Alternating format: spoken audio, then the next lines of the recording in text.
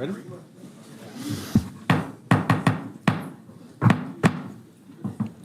Well, good evening, everyone. How are you doing tonight? Well, I'm glad some of you are. Well, that was pretty pathetic, wasn't it? Hey, how's everybody doing tonight? That's what I like to hear. I must have caught you off guard, right? So, okay, well, we're going to call this meeting to order and let the record reflect that all council members are here. And tonight, before I get started, I want to introduce tonight one of our newest additions to our family, and that's Chris Carta. He's a captain with the San Diego Sheriff's Department. He's been there for 26 years. He began his career in February 2000, and he was at the Central Jail working off his time. Working in the jail, completing both detention and law enforcement academies. In 2004, he transferred to the Santee Lakeside Patrol Station, where he spent 6 years on patrol. While on patrol, he was a training officer, and he had collateral duty on the sheriff's SWAT team. Chris later became the school resource officer at Santana High Schools, and he was there for 3 years. And he says, hands down, the best assignment he ever had. I got to tell you, I worked with kids, and it was a great assignment. So in 2013, he became a detective, starts his climb up that ladder at this station, and remained here in Santee until promoting to sergeant in 2018. All told, he spent 14 years in the Santee Command before promoting, and he absolutely considers this station home. As a sergeant, he worked both patrol and investigations.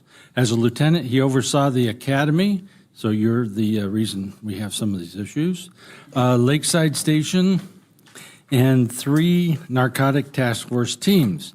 Most recently, as captain, he oversaw the Sheriff's Office Special Investigations Division, SID. And Chris has lived and raised his family in Santee since 1990.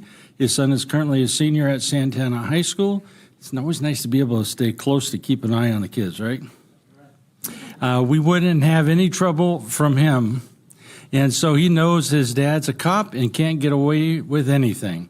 Yeah, but they sure do try. He's excited to be back in Santee. His philosophy is simple to his staff: be safe, handle business, and treat the community like family.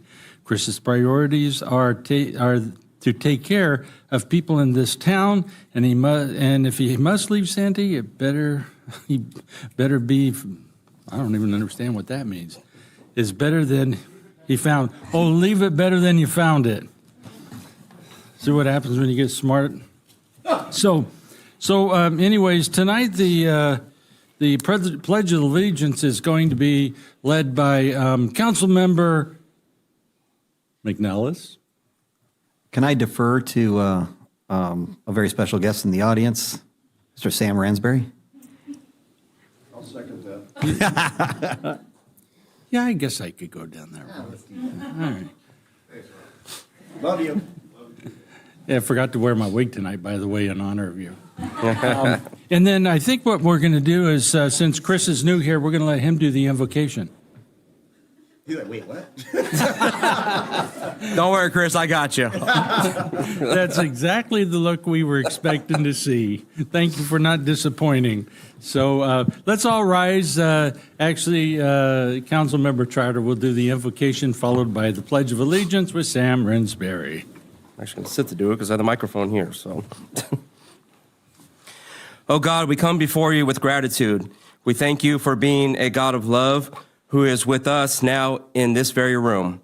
You never leave us or forsake us. Your grace has brought us safe thus far. Your grace will lead us home, Lord.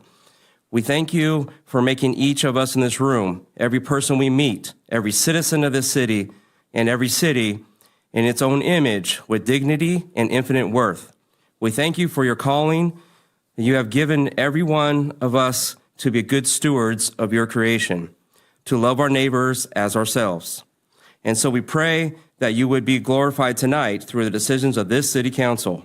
We pray that you would have the eyes to see how our lives are all connected, how our common good is upheld when we listen and respond to those most vulnerable among us. We pray that your kingdom will come in Auburn as it is in heaven through your power working in each of us as your servants. May your truth be revealed. May your light shine brighter. May the voices of those most silenced be heard loud and clear. Defend their cause, O God, through this governing body tonight. We pray for wisdom, for strength, for courage, and to do what is right and good for all citizens.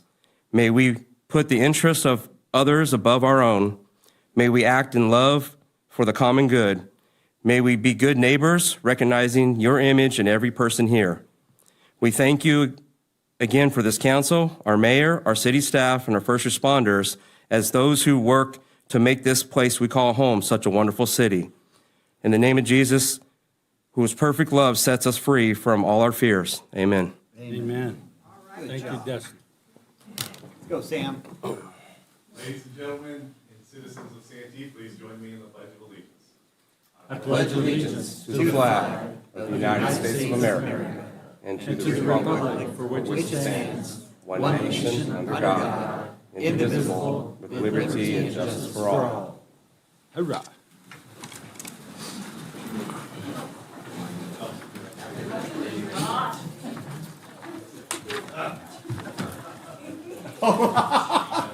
So, hey, Sam, why don't you come on down here and bring any friends and family that you want to bring down here? You know the drill. You know how this works. Charlene, get up there with him. You better bring your bride at least. There you go, Chris, Eric, yeah. Why Annette and Kathy are sitting back there and being quiet like, Like they never have before. Oh, did I say that out loud? The microphone must be working. really? None of you guys are going to get up there with them? Come on. Okay. Go back for the picture. I got you. I'm doing great. Good to see you too. Yes, sir. Yes, sir. You know, it wasn't just a joke. I actually thought about going to a costume shop and getting a wig I'm wearing tonight. I just ran out of time. That's all right. So, you know, I've got a proclamation here. I'll read it off because I don't want to. You know, you're retired. You don't give me direction anymore. You don't even live here anymore. I don't. So I'm going to do this, okay? Yes, sir. You do what you need to do. Don't sell yourself short. So here's what I'm going to do this first, and then I'll say a few things. Because just like with the new captain, I love to roast people. You know that. Oh, yeah. So anyhow, let's do this and say Santee Proclamation. Whereas Sam Rinsberry began his public works career in 1995 with the city of San Diego, in the 2000, see, I'm having a hard time getting past the San Diego part. Anybody else know what I'm talking about? Yeah, I thought so. Okay. In 2007, Sam continued his career by working for the city of Santee as a public works supervisor. And whereas a public works supervisor, Sam demonstrated excellent leadership and was promoted to public service manager in 2018. And over the course of his dedicated service, he consistently demonstrated professionalism, integrity, and excellence, playing an essential role in the operations of the Public Services Division. And whereas Sam is widely respected for his service as he assisted with countless residents' requests, maintained a consistently positive attitude. Who wrote this? I don't know. Served as a community leader and as a certified arborist. I'm going to pause there for a second because I remember. That's the tree hugging. Exactly. But I remember we were planting some trees one day. I don't know if you remember this or not. And I was trying to get to know a little bit more about what you were doing. And you told me, well, you know, I look at trees and I look at this and I look at that. And I said, well, are you an arborist? And you said, no, but I'm thinking about, I'm going to be one. And I said, well, I know some people you should probably meet that could help you out with that. Does that sound familiar? A little bit, yeah. I remember that. That was a long time ago. Yes. I've been here a long time. Yeah, we don't need to say too many dates. They got enough in here as it is. Okay, let's see if I can get back here. He proudly championed Santee's recognition as a Tree City USA throughout his career, and you did that very well, by the way. Thank you. And whereas, with deep appreciation and respect, we honor Sam for his outstanding career in public works and his steadfast commitment to the community.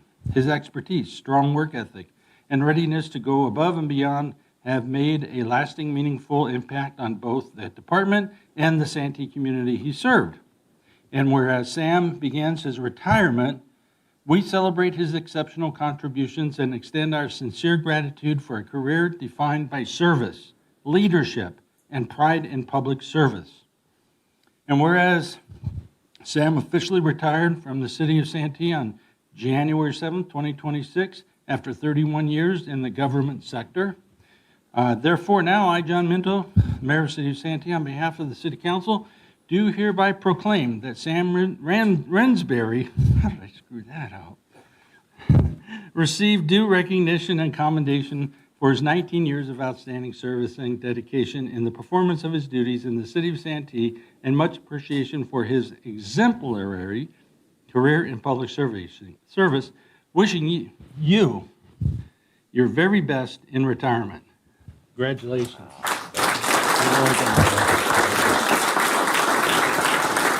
So I'll let you hold that for a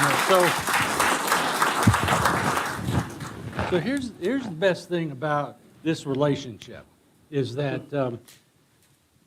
I always knew that I could call you, I could count on you to take care of business. You know, I hear the horror stories from other cities. Can't get anything done. We've all experienced that sometime where we needed something to be done. You know, like, for instance, trash picked up off the side of the roadway, a pothole filled. You remember that day we went out there together and we filled pothole? Yeah. I was thinking the storm where the tree fell on the light pole. Oh, you were I was out there. thinking that You brought too. me coffee. I remember. So people don't realize that, these guys that work in public works do some extraordinary work. Was that about 5 years, 6 years ago, I think, where we had that big storm? I think it was longer. Might have been longer ago. But so we had this big storm, and I remember the first place we hooked up was over in front of Walmart. We had a tree that fell down in that little area that was owned by the city of Santee. And then we just kind of moved on to the next one that fell. We had a lot of trees come down, all those darn eucalyptus, right? Yeah. And so Sam would go out there. He'd not just evaluate and call a crew, but he actually grab an axe. Well, okay, not an axe. A saw, and he would start working on these down trees. And we pull this stuff out of the roadway so that it wouldn't cause any danger or anything like that. And then your crew come back and pick them up later. But one of the things that happened was this great big ute. It fell over and it landed right in the yoke of a street lamp. Yep. And so we were out there, maybe 3 hours waiting for the arborist to get out there and do something with that. I got to tell you, they destroyed everything by letting the tree drop. We could have probably done that. You could have done that yourself and with the same result. Now that we have a bucket truck, possibly, yes. So I mean, and it's cold and it's wet, and we didn't get a lot more rain, but thing was is that, the guys are out there. I think the fire guys were out there. I don't know if you remember that, Harley, or not, back that far, but. I think I was on that. Yeah, so those things happen, and those are the kinds of things that our public works people do. And nobody really ever hears about that until somebody retires, and we bring those up as, little anecdotal type things. But it was kind of fun. I mean, I have to admit it was fun. I had, wore a hard hat and a vest and got to push stuff and cut stuff and do stuff I don't normally do. I see your guys over there smiling going, yeah, I know, you guys don't normally do that. So that's why I'm kind of rambling on, is there's so many stories that we could tell over the time you've been here, and I wanted to do that because without telling some of the stories, it doesn't really mark your time here as well. Oh yeah, just Sam. Sam who? The guy was always cutting down trees, making sure we planted the right trees and stuff like that, because you're your dedication and your contribution to our city is what makes us a great city. And I know that you instilled a lot of that same value in the people that worked with you and around you. So I want to say more. I'm going to shut up because I think these guys behind me want to say something now too. Am I right? All right, go ahead. Yeah.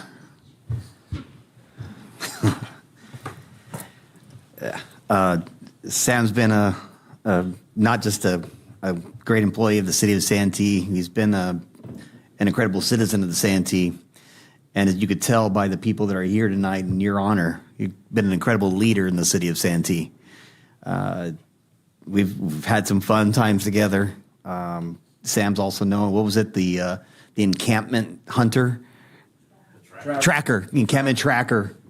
For the homeless, thought he was like, we hired some, they was like Dog, the bounty hunter. Literally no joke. They thought he was hired by, to hunt them down. Give you a couple months. Sam is, he's always got a smile on his face like this picture. I got so many things to say about this picture up there that I can't probably say right now, but it is you. You've always got that smile on your face. There's never anything that Sam says he can't or won't do, no matter how little the job is or how big it was. Sam was always the first one to say, all right, let's go. Let's make it happen. You've instilled that into your team that now is taking leadership roles. And I look for huge things with all of those guys out there. Got to spend some time with you in Georgia and your team in Georgia, and that was just one of the highlights of my life so far. You guys are awesome, and it's because of what that island that you built there that you guys did such an amazing job with. You never got involved into the little nuances of anything. You just did the job, never complained, and said, give me more. There's few people like you, Sam. We've lost a really good leader in our community and in our city. And I promise you will not be forgotten. And you are forbidden from talking to Jerry the rest of your time here. No.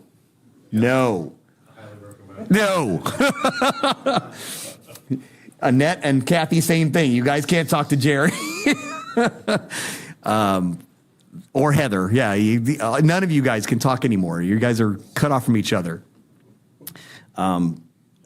We really lost you, brother, and I can't say enough amazing things about you. You've just been so amazing to the city of Santee, and I wish you nothing but incredible happiness with Charlene and your travels as you guys live the retired life and the good life in Georgia. And I can't wait to go back out and visit you sometime soon. Love you, brother.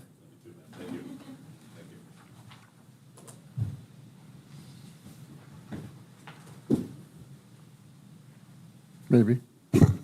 Well, as you know, I used to call you all the time and harass you.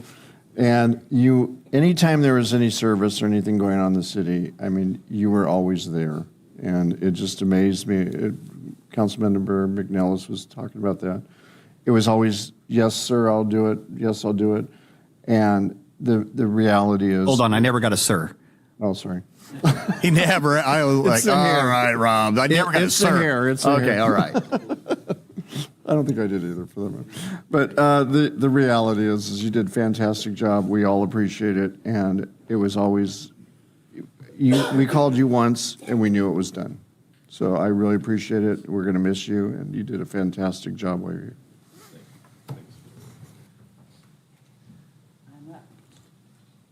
Sam. You can call me Miss Laura. That's how he refers to me, Miss Laura, which I love. I was thinking about the very first time we spent some time together, and it was actually with Sam and Eric and Steve Miller, and they took me on a tour of Mass Park. I wouldn't expect you to remember it, but I was new on council, and Mass Park had just been completed, and of course, I love parks and I love trees, and walking around Mass Park and seeing the love that you all put into that project. It meant a lot to me, and I learned a lot on that, and I actually, stole some ideas for Santee Lakes on some grass types and things like that. So you don't know that, but I did. Some things I wrote down about Sam.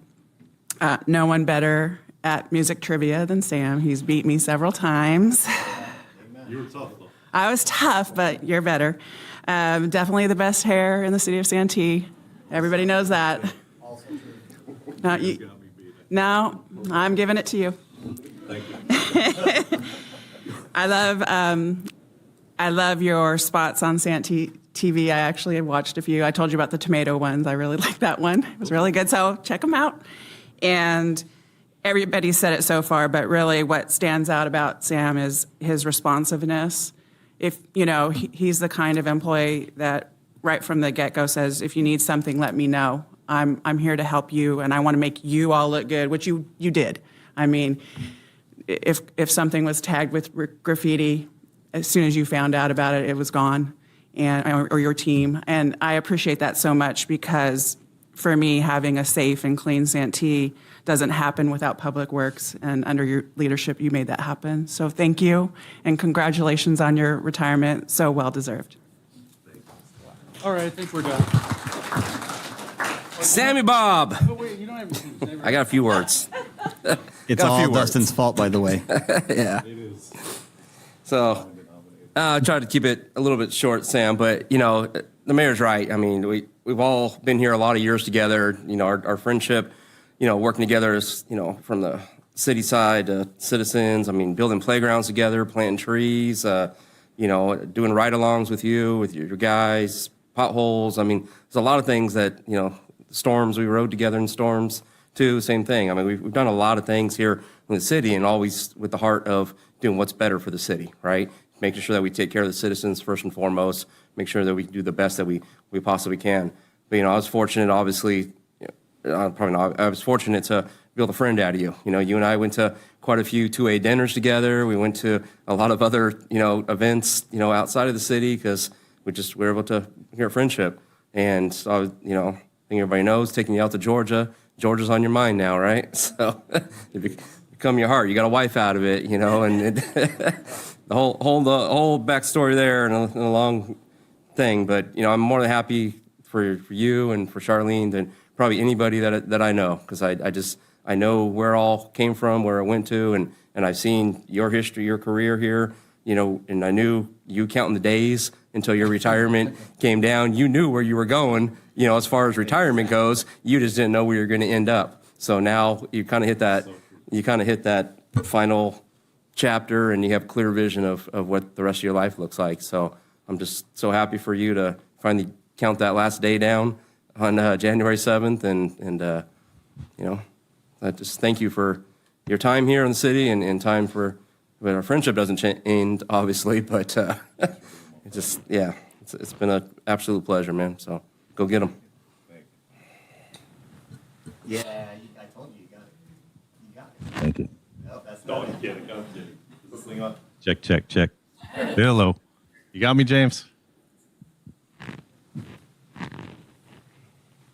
I don't even know what to say. It's been First time.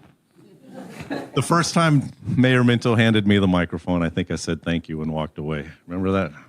Now I'm a little better at public speaking. So I'm not going to keep you guys long. Best city ever.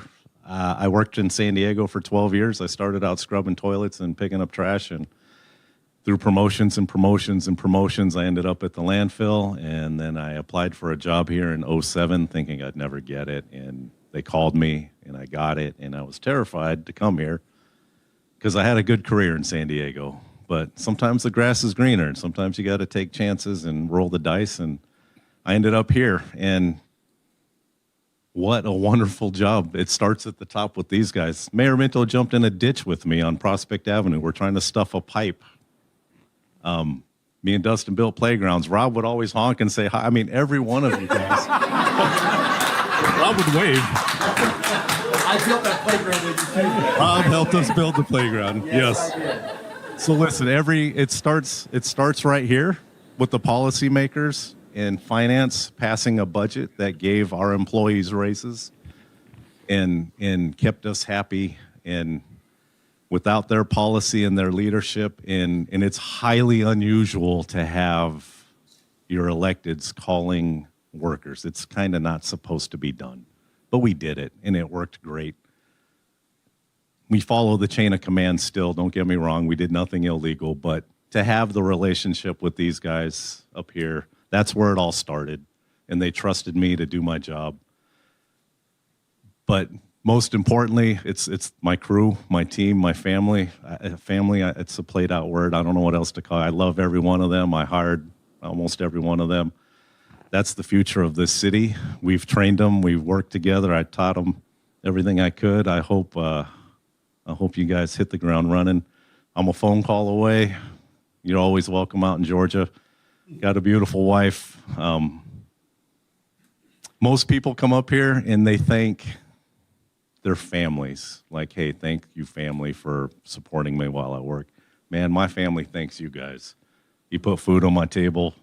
You put my kid through college. You gave me raises and promotions. You paid off my house. This has been the best job ever, so I'm rambling. So thank you, guys. Thank you, everybody. Everyone over here on the dais, thank you. Much, much appreciated. It was a pleasure working with every one of you. We did some projects. Steve-O, me and Steve go way back. Remember Pebble Beach, the blown out road? So Public Works does things that you guys don't see. There's no graffiti on your streets in Santee. There's no shopping carts on your streets. There's no homeless on your streets. If there's a pothole, you call us, it's done. Santee is a safe, thanks to the sheriff, safe and clean, magnificent city to raise your family and live your life. So thanks to these guys, I was a small part. I'm going to shut the door when they walk out, and I'll be a memory, but thank you guys. Thank you. Before I let you go, you brought up about that pipe.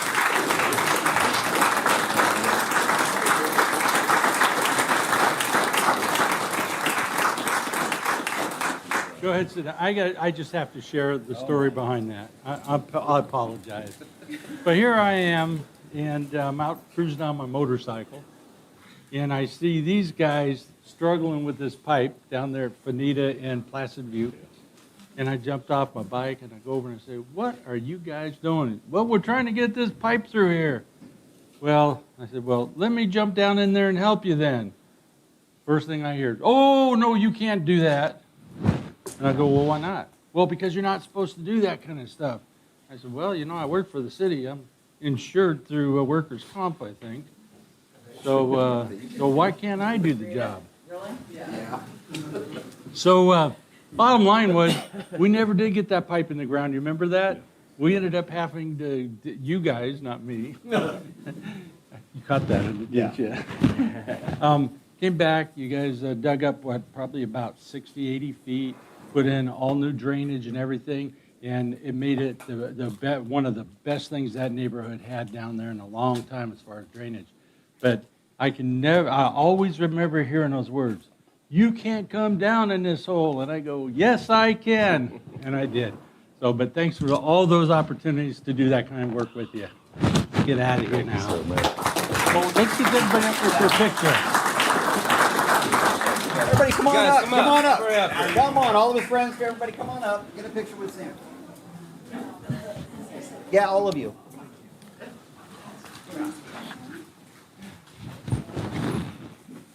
Almost matches yours. Oh, okay.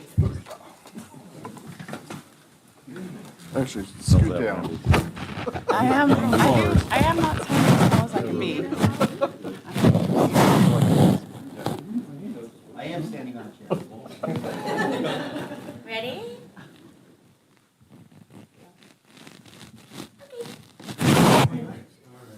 Thank you, everybody. Thank you, guys. Imagine that.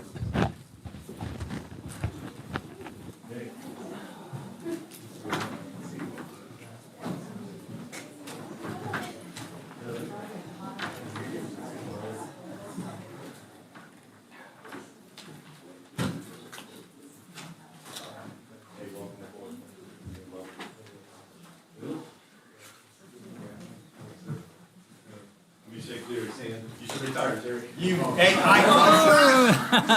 talking to Jerry.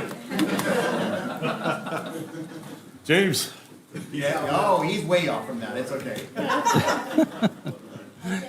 Well, I knew that would take a little bit of time, but it was worth it.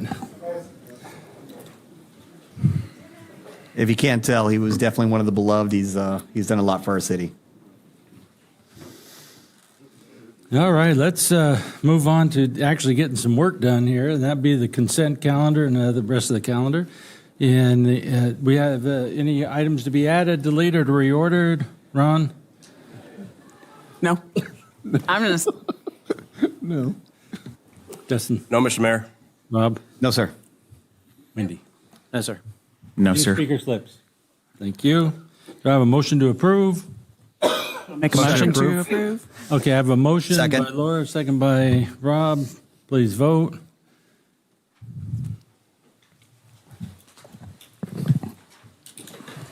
Motion carries unanimously.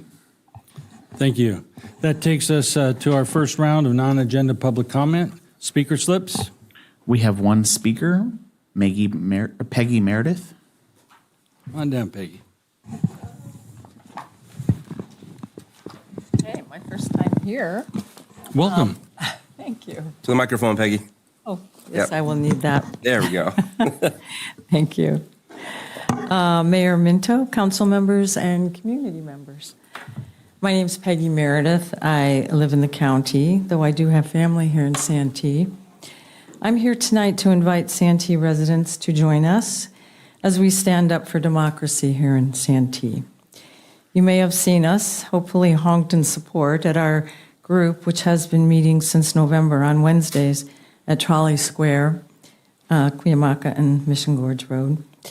We're a friendly group, part of a local chapter of Indivisible, which is a national grassroots organization working to save democracy. Indivisible does not take money from corporations or political parties. We're dedicated to peaceful protest and we're of the current administration, protest of the current administration and its failure to uphold our constitutional protections. Our participants include Santee residents, and we all enjoy meeting neighbors. If you are disturbed by the actions of the current administration, join us in peaceful protest. Joining us in peaceful protest is one of the most powerful things you could do. When we meet, some of us are trained peacekeepers and prepared to de-escalate in case of tense situations, and others are Red Cross certified in first aid if needed.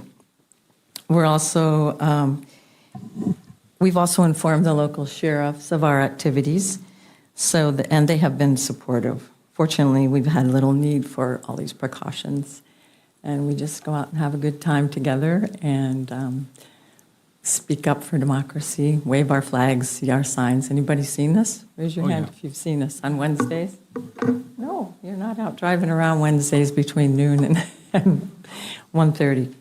So just wanted to invite the community members and all of you to join us if you have that inclination and make you aware of our activities. Any questions or? Question? Okay. No? Okay. All right. Well, thank you for very hearing much. me. Thanks for coming down. Thank you.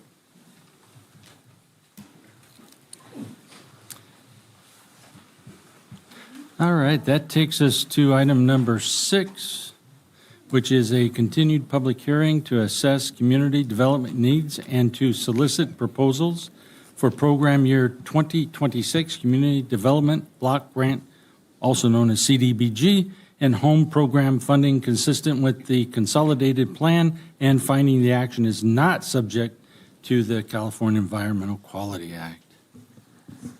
Welcome back. Good evening, Mayor, Vice Mayor, and council members. Brittany Gores with the Planning, Building, and Engineering Departments. This item is a continuation of the February 11th public hearing for the program year 2026 Community Development Block Grant Program. It's at this meeting that we're requesting direction from council regarding which CDBG activities to fund, as well as the funding amounts for the next program year. This table here shows the 7 applicants who submitted proposals for the public services category, as well as the amounts requested and the amounts allocated in the current program year. Based on staff's estimate, $52,410 is the projected cap for this category. The resolution included in the agenda package directs staff to proportionately adjust up or down the amounts allocated in tonight's meeting based on HUD's final entitlement amount that they'll provide the city in either May or June of this year. This adjustment will also apply to the program administration and public infrastructure categories as well. This slide here shows the proposed administrative activities, the amounts requested, and the amounts allocated in the current program year to the city and CSA San Diego. The projected cap for this category is approximately $69,880. And finally, this slide shows the proposed public infrastructure project as well as the program year 2026 funding request. $227,110 is the projected amount to fund the next phase of the citywide ADA pedestrian ramp project. Staff recommends that council reopen, conduct, and close the public hearing. Once the public hearing is closed and council has determined the funding allocations for each CDBG activity, it's recommended that council direct staff to publish a summary of the funding allocations to be included in the annual action plan and adopt the resolution assessing and prioritizing community development needs, approving and allocating CDBG funds for program year 2026, and authorize staff to prepare and publish the draft annual action plan for a 30-day public comment period. That concludes my presentation. I'm available to answer any questions you may have. Following questions and public testimony, we can move forward with the next steps in completing the funding allocation worksheet. Thank you. Go ahead. We do have a speaker on behalf of Recovering Beyond. It would be technically to Carrie Irwin and Layla Head. Welcome.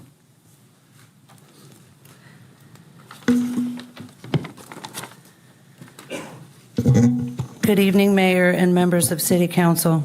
Thank you again for allowing us to return. We truly appreciate your time, your review of our proposal, and the thoughtful consideration you are giving this request. As we shared previously, Recovering Beyond exists to close a very specific gap in our community, the gap between homelessness and formal treatment placement. In Santee, there are individuals who are ready to enter detox, residential treatment, or sober living programs, but are unable to do so immediately due to wait lists, intake delays, or lack of short-term stabilization. That waiting period is where relapse happens. It is where individuals return back to the streets, and it is where emergency systems are repeatedly engaged. Our Bridge Program Stabilization Pilot is designed to interrupt that cycle. The $25,000 CDBG request will allow us to stabilize individuals short-term and directly coordinate placement into licensed detox facilities, residential treatment programs, and structured sober living environment. This is not a temporary relief. This is a pathway into lasting recovery. If the city is unable to award the full amount, we will still move forward. A reduced award simply lowers the number of individuals that we can transition into treatment during this pilot period. The structure, accountability, and reporting remains the same. We are fully prepared to track program income, expenditures, outputs, and verified placements. Accountability is central to our commitment to the city of Santee. I will now turn this over to Layla to speak on measurable impacts and community return. Thank you. Thank you, Carrie. Council members, this is a proposal about transformation with measurable outcomes. When individuals move from homelessness into detox, from detox into residential treatment, and from treatment into sober living, the impact extends beyond the individual. It strengthens families, it reduces public safety strain, and it restores workforce participation. It builds community stability. We are committed to diligently tracking numbers of individuals stabilized, numbers successfully admitted into detox and residential treatment, income eligibility documentation, length of support provided, and verified program expenditures and outcome reporting. This ensures that every public dollar is tied to documented impact. Even a modest investment can prevent repeated emergency room visits, law enforcement interventions, and chronic homelessness cycles. The return on investment is not financial, it's human. If there's any remaining questions or clarification or any additional data that would assist you in making this decision, we're fully prepared to answer them. Thank you. Thank you. Questions? Comments? Okay, thank you very much. Thank you.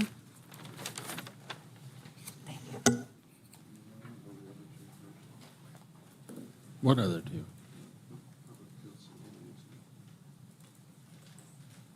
Well, we're going to let her tell us where we're at first, because I think how we're going to do it.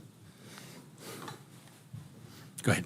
Are we ready for the public facilities category? Do you want to Yes. look at the public services? Okay. So the public facilities, we recommended funding $227,110. Okay, the way we're going to do this is I'm going to start down here with Rob and then go to Dustin and then down to Ron, Laura, and then myself.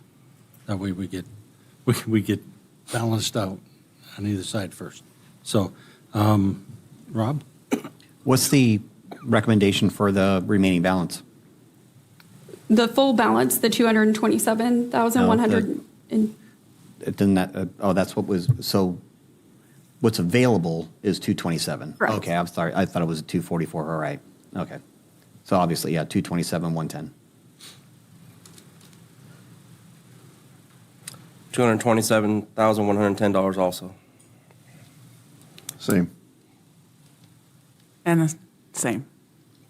I think it's unanimous.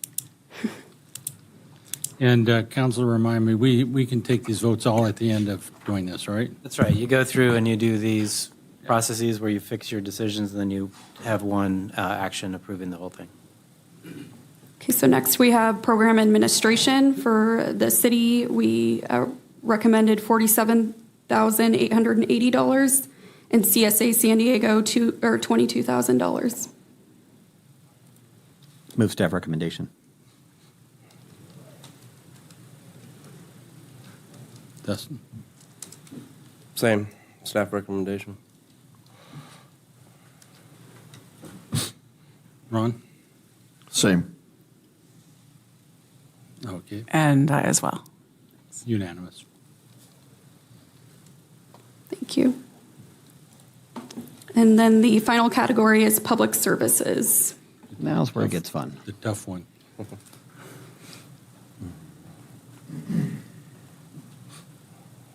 All right.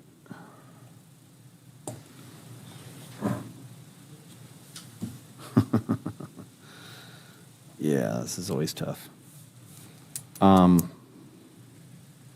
we're going to move some stuff around here. So for me, let's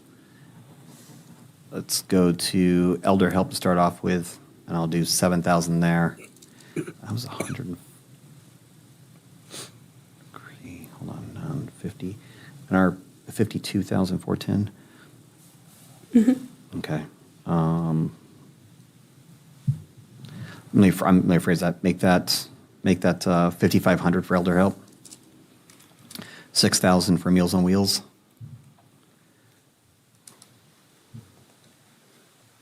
Um, 5,000 for Santee Santas. 5,000 for Voices of Children. Okay, so now I've got 22. Council member, on the bottom, the very last balance to allocate that tells you how much you have left. So you have 30,910. Okay. Yeah. All right. I was going the opposite direction. All right. So let me take Santee Food Bank to 20,000. And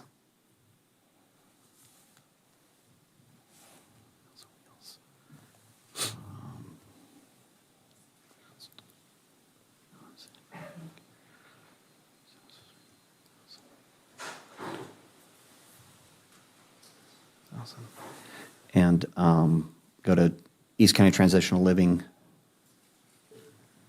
and make that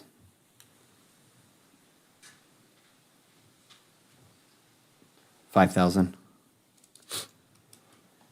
And then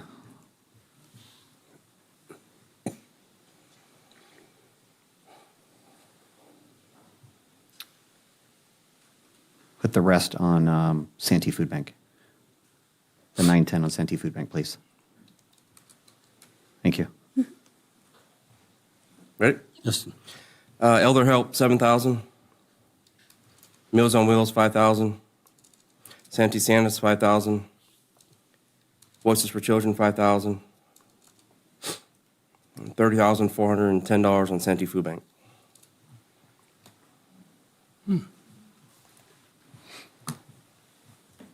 Ron? 12,410 on the ECTLC, 5,000 on Meals on Wheels, 5,000 on Elder Help, Slow down. 1,000 on Recovery and Beyond, 23,000 on the Food Bank, 5,000 on Santee Santas, 1,000 on Voices for Children. All right, I have 7,000 on Elder Help, 5,000 for Meals on Wheels. You have?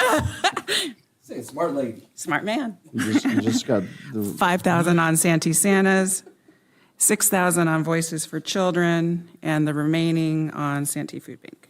I think that's right. Yep. We were close. Okay. That's pretty close. Okay, let's look now that we have Meals Consensus. on Wheels. We have a consensus for that. That will be 5,000. And then Santee Santas is 5,000. And, okay, so now we need to balance this out a little bit. Brittany, you need to add under the mayors as well, though. Right. Yeah. I was wanting to get those out of the way first and make sure we had those. And, well, let's go to Meals on Wheels. For me, it would be 5,000. I will go with the consensus on each one of those where we do have a consensus. Okay, for Elder Help, I'm going to go 5,000.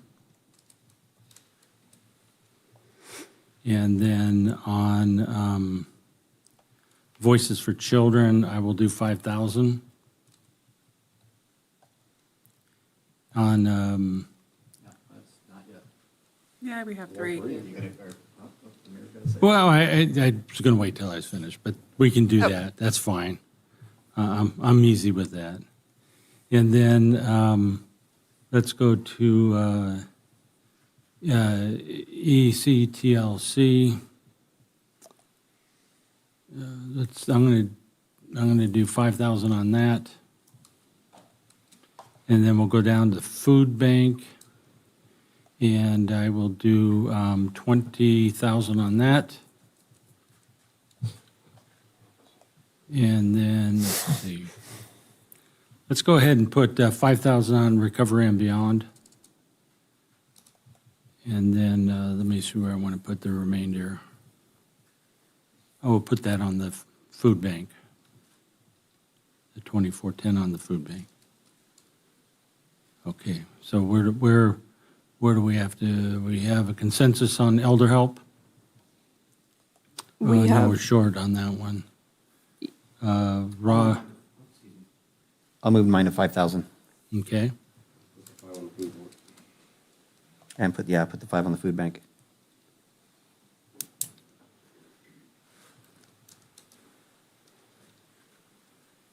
Okay, so we're kind of all over the place on the other stuff. Excuse me.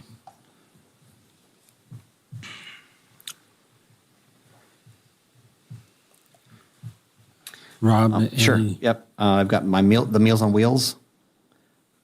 I'll move that to 5,000 Okay, and put the other 1,000 on the Santee Food Bank.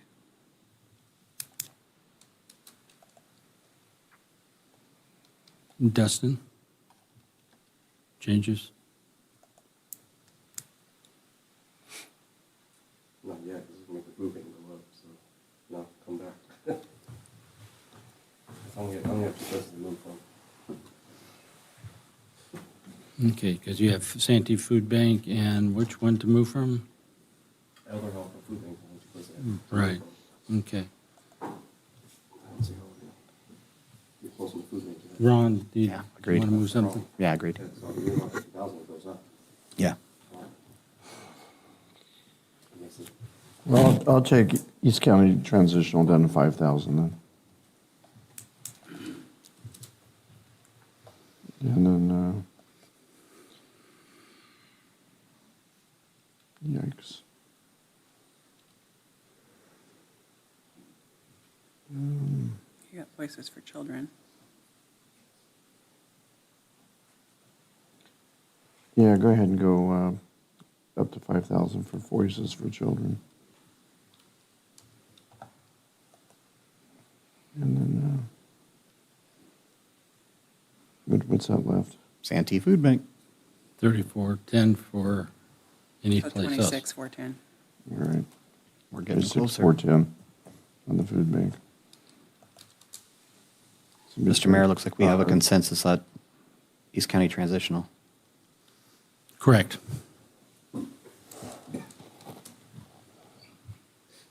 So we just have to equal out the food bank. Laura, any movement here? Wow, look at my number and look what's left. Huh, it's really weird. I know what I'm doing. Well, I'm not, probably for the same reason that Councilmember Trotter's not, is because we do significant funding for our homeless programs through a different source and not through this. So that's why I'm just focusing on the other groups that we You funded talking last about year. EC, TLC? Yeah, both. I mean, anything that has to do with But- our homeless working Yeah, group. but 100%, that's actually why I was where I was. But, I mean, for the sake of understanding, can we just put 27,410 in food bank with the balance? Because we have consensus on everything else? Or do we actually have to have Sean, do we actually have to have a number that reads across in the blue? Can we just put the 2710, 410? You can, whatever consensus you can that's- reach. that's what I You- thought. That's what- Yeah, but I I'm mean. saying we have a balance of $27,410, and we have consensus on I'll match. the other items. Yeah, See what I'm saying? I can do that. Yeah. I'll match 27,410. Yeah, we don't have to move anything. Just plug it in. So Brittany, just if you put 27,410 on the approved on that item, does it zero it out? Yep. There you go. Right.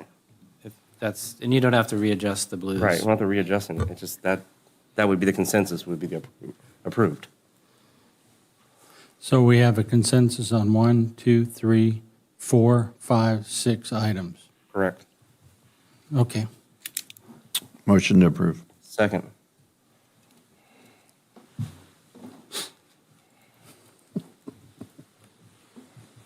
So we do have two other items to take action on. Is the motion to approve both of those? It's for the staff recommendation. Yeah. Okay. All three. Yeah. Motion carries unanimously. All right, Thank thank you. you very much. Thank you, everybody, for coming in. As always, it's really tough when we don't have enough money to go every place we want it to. Check So, to the last second. thank you.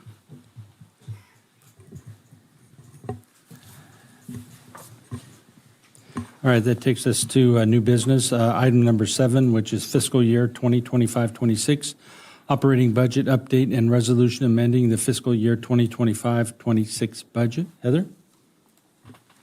Good evening, Mr. Mayor, Mr. Vice Mayor, and City Council members. This is the fiscal year 25-26 mid-year operating budget update. We'll start the presentation with an overview of the prior fiscal year 24-25. We closed the year with $20 million in unrestricted fund balance, $3.7 million more than projected when we prepared the fiscal year 25-26 adopted budget. Of that 3.7 million, close to 500,000 was due to increases in actual revenue over projected revenue. The main causes for those increases were property tax, sales tax, and interest earnings. We also had one-time expenditure savings of 3.2 million. 1.2 million of that amount was in salaries and benefit savings, mainly due to vacant positions that weren't filled or healthcare elections that were different than what were budgeted for. 2 million, we also had 2 million in savings in non-personnel costs, and those included things like maintenance accounts that weren't fully spent, contract savings. We had significant savings in the Interwest contract. We did not do the user fee study, which was budgeted. We had savings in what we budgeted for liability claims and what we budgeted for insurance, and then some fuel and vehicle maintenance costs. So this next slide is kind of a snapshot of the 25-26 mid-year amended budget.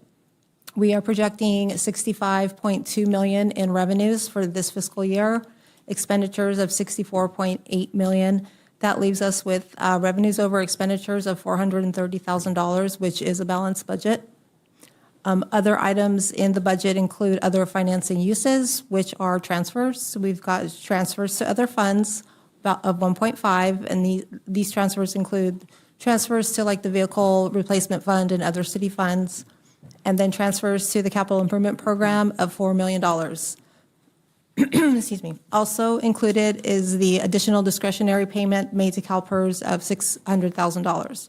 So we started the year with about $20 million, a little over $20 million, and are projecting to end the year with all the adjustments included in this in the budget of about $14.3 million. So starting off with revenues, as I mentioned, we're projecting $65.2 million. This is $543,000 over what we initially projected when we created the budget. And we're seeing increases in property tax, franchise fees, and fire strike team reimbursement. So property tax, we are projecting revenue of $27.8 million in total. Property tax is the city's #1 revenue source and makes up 42.6% of all general fund revenues. This is an increase of $298,000 over our original budget estimate and $1 million more than what we received in the prior fiscal year. This is due to the 4.6 increase in net assessed valuation. Sales tax is our second largest revenue source at $20 million. It represents 30.7% of general fund revenues. We have no changes in the mid-year budget from the original budget. And then we are still expecting a $368,000 increase over what we received in the prior year. Other notable revenues, strike team reimbursements. We're expecting $254,000 more than what we budgeted, just basically due to the numerous wildfires throughout the state this year. Transient occupancy tax, we're projecting a decrease of about $52,000. This is due to most of the businesses are showing high occupancy and high revenue, but there are a few that are down currently. Franchise fees, an increase of $98,000 over our current year budget. This is driven by waste management and SDG&E. Should be noted that AT&T and Cox continue to decrease in revenue year after year. And then building permit fees are down this is a combination of building inspections and permit revenue. In total, they're down about $59,000. This is due to fewer large residential developments receiving building permits as compared to last year. When we move over to the expenditure side, we are projecting $64.8 million in operating expenses. This is $421,000 more than what we have currently budgeted. And then on non-operating, $6.2 million in transfers and other uses of fund, which is an increase of $3 million over our current budget. So personnel-related cost adjustments total $280,350. We have included in this amount are two emergency medical technicians. The costs for these technicians or EMTs are about $54,770. This is fully reimbursed by the EMS program. The fire department is requesting funding for the two new full-time EMTs to support the additional daytime 12-hour BLS or basic life support unit ambulance program. They're expecting that this program will pick up some of the mutual aid that SLMSA receives and that it might lower the unit hour utilization for other current ambulances. They are also requesting that this program begin on April 1st. Also included in this category, workers' compensation insurance. We've had increased claims and increased settlement costs. And then finally, vacation cash out. This is due to retirements and things of that nature. Other city adjustments that are non-personnel related total a little over 3.1 million. The city clerk is requesting $3,000 for equipment upgrades to comply with SB 707. That is the new California Brown Act requirement that the city has to offer two-way audiovisual or telephonic access to public meetings. The Information Technology Department is asking for additional intergov licensing for customer service request tracking, redundant internet services, and various security subscriptions. Economic Development and Marketing, $52,500. The website ADA audit is a manual website accessibility audit, which is federally required. The Empower East County Business Fund, this is a program that City Council approved back in fiscal year 23-24. We need to reappropriate the city's commitment in order to participate in the program. Fire, Heather, how much of that is Empower East County Business Fund? $40,000. So 40,000 of the 52 is. Could you remind me what the Empower East County Business Fund is? It's kind of like seed money for small business loans. This came up back when we had the ARPA money and we were trying to find ways to help the community. So it's like a match to a federal program. So small businesses within Santee have access to this program once the city made the commitment of the $40,000. Okay, so it is a federal match, though. It's the $40,000 is a federal match, but the grant is not limited to the $40,000. So obviously, there's more out there that they're able to access. But our participation opens the door for the grantees. Okay, thank you. Is the East County EDC the agent on that? Yes. Yeah, they're the one handling all the funding agency. Fire, so $23,000. We had some unexpected vehicle repairs this year that increased our budget, or exceeded our budget. Community services, Mass Park charging station renewal fees. This is a 5-year annual fee. We originally, when we first started the charging station at Mass Park, which is 5 years ago, believe it or not, they waived the fees, and we did not manage to include those in the budget. So we need to increase this, add these in for this year. And then transfer to the CIP, we have 2 items here. For the interim fire station in Northern Santee, the environmental and design. And then for fiscal year 26-27, the pavement management program. And then I'll go into a little bit more detail on those on the next slide. So the environmental and design of the interim fire station is expected to cost $862,500. This is just a portion of the total project cost, which is $4 million, which the rest of the project cost is unfunded. The next one is the fiscal year 26-27 paving program.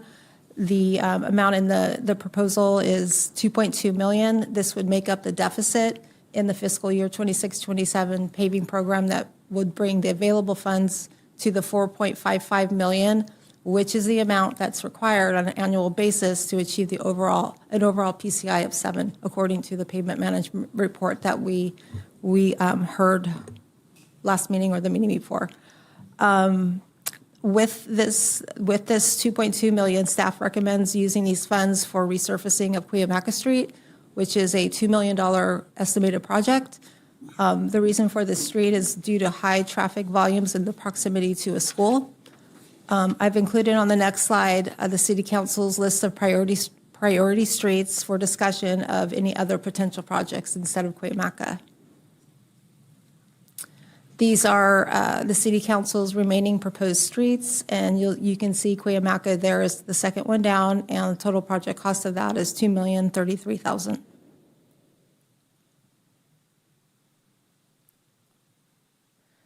So with all the adjustments presented tonight, the projected ending fund balance is $14.3 million, which is 22.26% reserve.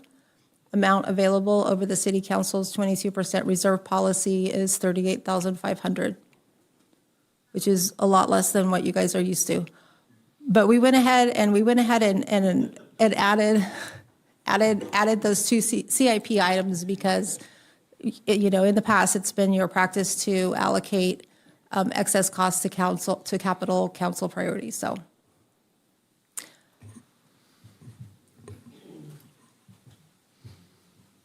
next slide.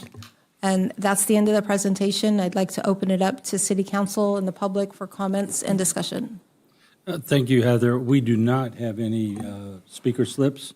Who would like to go first? I will. I'll go quick. No way. Yes, sir. Heather, how much is the decrease from S-Gill this year? I'm sorry? How much is the decrease from S-Gill? This year, I'm actually not sure. Okay. Harley, the 12-hour BLS, is that additional, the 2 EMTs? Yes, sir. So the 2 EMTs will put an additional 12-hour unit in service. We're currently supporting half of the staffing of Lakeside BLS 1 at night. So we will, that half that we're supporting, in addition to the 2 positions, would fund supporting 12 additional hours. Lakeside would take over the BLS 1 night half fully within Lakeside, and they're bringing a similar item forward for their board consideration. Or let's say, are we going to have 2 BLS units in Santee? During the day, yes. Okay. And we're going to offset the hours a little bit to improve our coverage. I understand that part. We're going to have 2 BLS units in Santee on 12-hour shifts. Yes, sir. Okay. So it's clear. What is the annual revenue of the charging stations, Heather? The annual revenue, I believe, is about, it's set up to match the actual expense. So whatever the meters are charging, we set the rate to charge. $1,200, $1,300? Cost neutral. It is cost neutral, and I believe it's more than that. I believe it's about 20 to 25,000. I believe. I can see if I can find it. Hold on 1 second. Yeah. Nick, you got anything on that? Or no? Okay.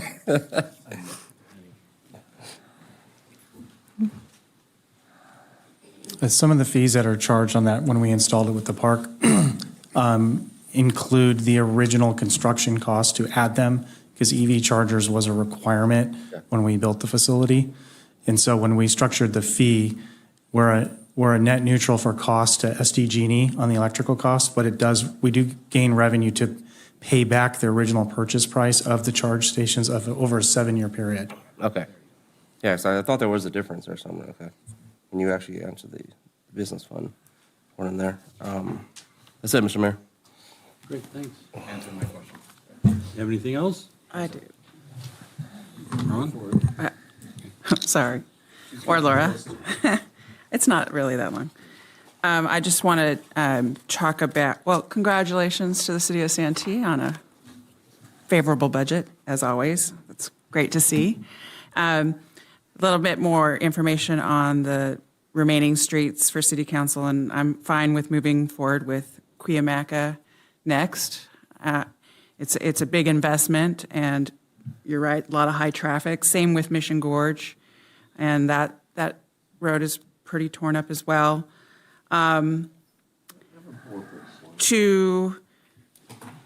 it's something that Councilmember McNell said at the last meeting about Mass Boulevard and the Advanced Water Purification Project tearing up the streets over and over and over again. There's also a lane on Mission Gorge where I feel the project has torn up the right turn lane to go onto the 52 right there. The other lanes are okay, but that lane has a lot of potholes in it. So if we could look at that right turn lane as well, or that right lane, I guess. And it is interesting because those potholes end right where the construction ends, and then you go further and it's fine.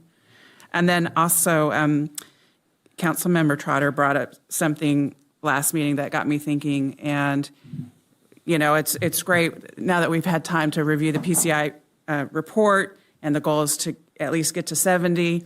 There's 2 districts that are below 70, and I want to make sure that before we move forward next year, or however this funding cycle goes next time for roads, that we're looking at those and making sure that we, as I like to say, share the love across the city, and Vice Mayor Hall's district and Councilmember Trotter's district, you know, they're next on the list to get elevated up. And I have a question too about one particular road. It's Carlton Hills Boulevard to Willow Pond, and that's where the new Ukrainian church is going in that road. I know that technically, if it's probably been rated for traffic, you wouldn't think that there was a lot of traffic on it, but I know a lot of people cut through town to go to the sportsplex or the ball fields or whatever. Like, I know that we do to go to the YMCA. We always have. If you want to stay off Mission Gorge, that's the way you cut across town. So they get a fair amount of traffic, and I just noticed that section of road before you get to Halburn's pretty torn up as well.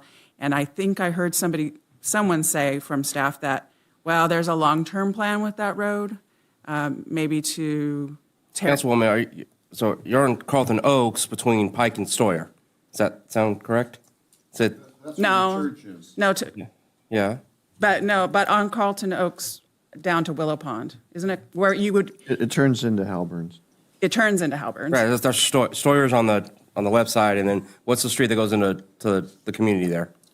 Willow Willow Pond. Pond. Okay. Yeah. So Stoyer's on this side. Willow Pond's on this side. Okay. So that stretch of road. Yeah. So we brought this up a year ago, Steve. I think roughly, right? We talked about that section there, and we put it into a capital improvement project to look at improvements for that whole corridor. Yeah, the request at the CIP budget time was to look at the cost to not only resurface it, but then to widen it to put in bike lanes. And I believe we came back with around $5 million for that. Yeah, because we talked about a recommendation because vehicle cars are parked on the right-hand side. There's not enough room. Even if someone opens a car door, it's actually in the travel lane.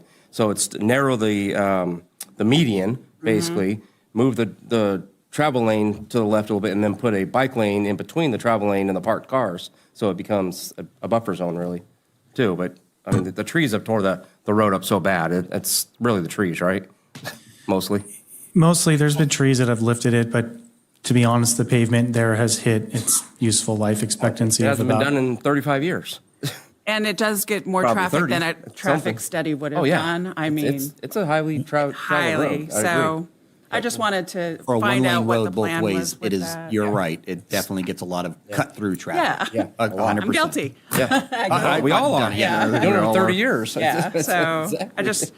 I mean, $5 million is a hefty price tag. I don't know what we're. For one road, Yeah, it is, and that's the problem. It's not even that long. We talked about, obviously, that's why we say maybe we look at incorporating the bike lanes and other mobile mobility, because we may be able to get grants from Sandag to do something like that. That was the vision that we discussed, right, Steve? Correct. And there is the option too, if we don't do a total overhaul CIP, if we don't have the budget to go full width, widen out the medians, staff can come back with the pricing and add that if this is a priority street to see what the repair would be.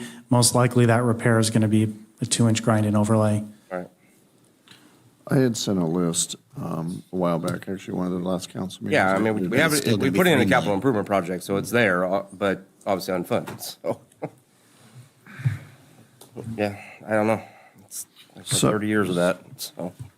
So getting back to, I had given you a list before. I would like to see that at least in the system here somewhere. There are a lot of streets, especially, the one I always bring up is Braverman, because half of Braverman's beautiful, the other half is just ready to fall apart. And then Laura actually asked me for the list, I sent it to her too. She drove the streets, and there are a lot of bad streets in that area, so I would like to look at that. If anybody remembers where Magnolia and Mast is, right at the school side, they did the other, one side, but they didn't do the other. It's just between that and Eucalyptus, I think it's Eucalyptus, or Grand Teton, or whatever it is. They actually, it's just really bad. So we need to get that whole area fixed and looked at. So I understand there's no money to do that, but at least we need to have it on the list, those on the list. I'd like to see some of those added up and figured out what they'd run. Okay. Are you finished? Okay, so I'm kind of doing some quick figures here, and you had 64.8 million as a total budget, I think. And then you talked about the two largest revenue streams for us, which is the property tax at 27.8 million and the sales tax at 20 million. That's 47.8 million. We're short about 17 million somewhere, and we have to make that up. So we have to put all these other things together to get to that price. And there's some small numbers, but I was looking at them and I was wondering, like for instance, I looked at under license and permits where it says new license is 44,000, business license renewals is 63,000. They're not that far off. So are we generating that many new businesses that it's adding up to almost what we already have in the city? I thought that was kind of interesting.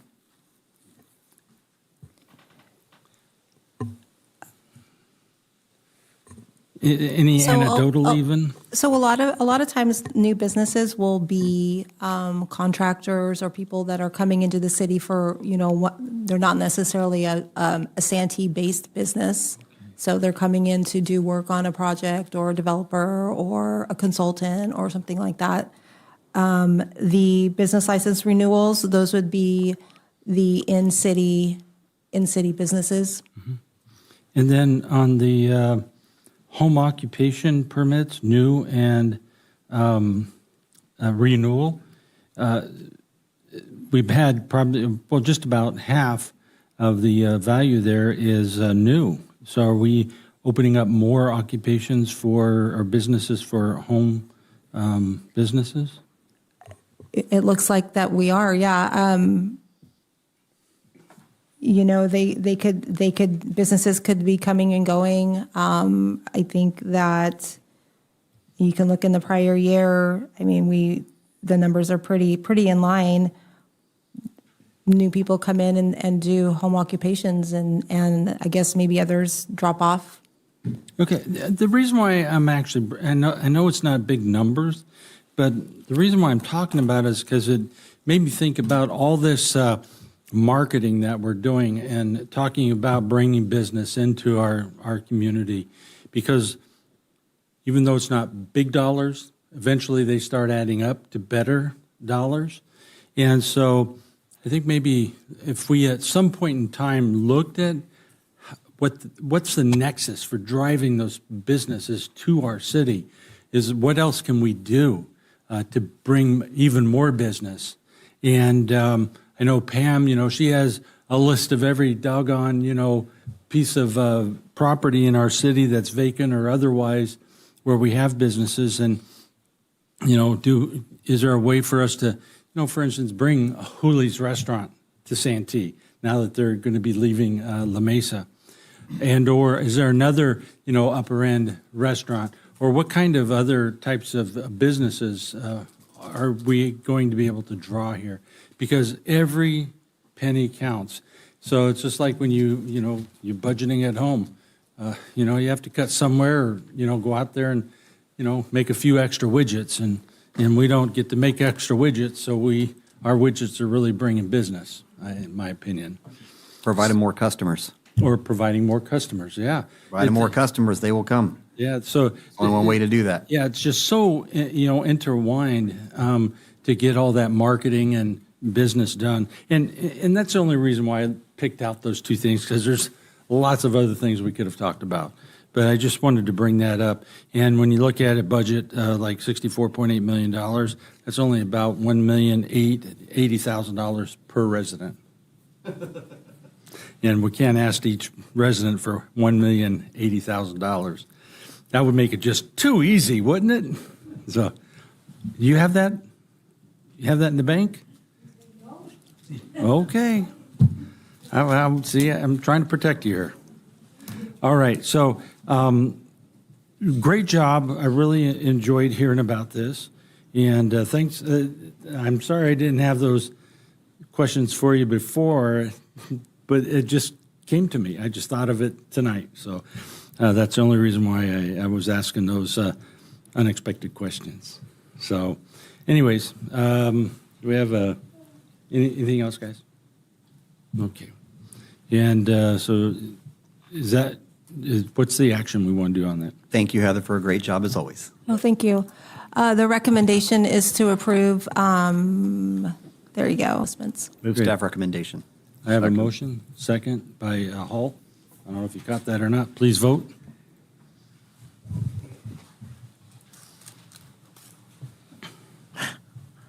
Motion carries unanimously. Thank you. I don't think we're going to make it before the start of the Aztec basketball game. But so, all right. Let's go to item number 8, which is a resolution appropriating funds for an initial assessment, feasibility study, and concept plans for the remodel of Fire Station 4 and approving the Fifth Amendment to the professional services agreement with Core Design Group for fire infrastructure design services. All right, good evening, Mr. Mayor, Vice Mayor, members of the council. So tonight's agenda item is really to initiate the beginning of the Fire Station 4 remodel process. And this first action would be the initial assessment, feasibility study, conceptual plans, and doing that under our public service agreement with Core Design Group. Pictured here is Fire Station number 4. This fire station is on Cottonwood Avenue, just north of Mission Gorge Road. The first due area is the southeastern portion of Santee. The facility was built in 1971 under the former Santee Fire Protection District. In 1988, we did a partial second-story addition on the south wing. If you remember from the 2023 Community Risk Assessment and Long Range Master Plan, this facility really was identified as in need of immediate replacement or refurbishment, and the report noted that it's currently operating beyond its capacity and does not meet modern needs or requirements. We have identified multiple immediate needs. It includes our sewer system, our electrical service, living quarters, and just the need to be compliant with current building codes.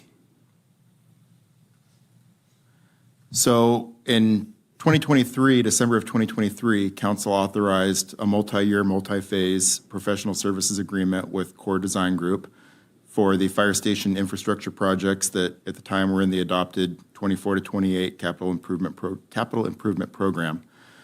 Permanent Fire Station 20 designs were completed under this PSA in spring of 2025. In January, we brought forward the feasibility study for our future fire station in Northeast Santee, which will be Fire Station 24. And the comprehensive remodel of Fire Station 4 is included as part of the adopted fiscal year 2026 to 30 CIP program. It's included, but it's currently not funded. This from our now 3 existing fire stations with Station 20 included, and also with the direction moving forward with an interim facility at Woodland Vista with that facility when it comes online. And it really reinforces that Fire Station 4 is in a good location to serve our community. It's well positioned in the southeast part of the city. And as part of our overall fire station plan for Santee, we believe that refurbishing, remodeling it at its current location is a better use of city funds and will really meet our city's needs. So as part of this initial assessment and the concept plans, it'll include destructive and non-destructive testing of the existing facility. That's coring of the concrete walls, foundations, creating as-built plans for the facility. One of the challenges is that we don't have full as-built plans showing the current construction of what's there for the facility. So that's challenging in both trying to make immediate repairs as they're needed and also plan for a future remodel. So that'll be included in this scope. They'll survey the existing mechanical, electrical, plumbing, sewage, stormwater systems, develop conceptual floor plans for what the remodeled station will look like, and in the interim, provide us some guidance for any critical repairs that come up. The full timeline for the remodel of the facility, this initial first phase is going to take approximately 3 to 4 months. We anticipate being able to come back in July for the comprehensive remodel plan and construction documents. That'll take approximately 12 months to develop. That is, again, also identified in the CIP, but currently unfunded with an estimated cost of about $800,000. And then the plans for the comprehensive remodel will allow for a phased construction approach. We can start with prioritizing the areas of greatest need.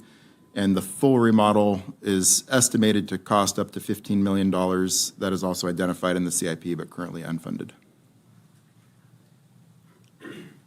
And so with that, our recommendation is to approve and transfer approximately $179,500 from the Emergency Medical Services Fund reserve balance to the fiscal year 2026-30 capital improvement program for the initial assessment and feasibility study, and authorize the city manager to execute the 5th amendment to the PSA with Core Design Group. On this, we spent so much time now talking about the other temporary stations and whatnot.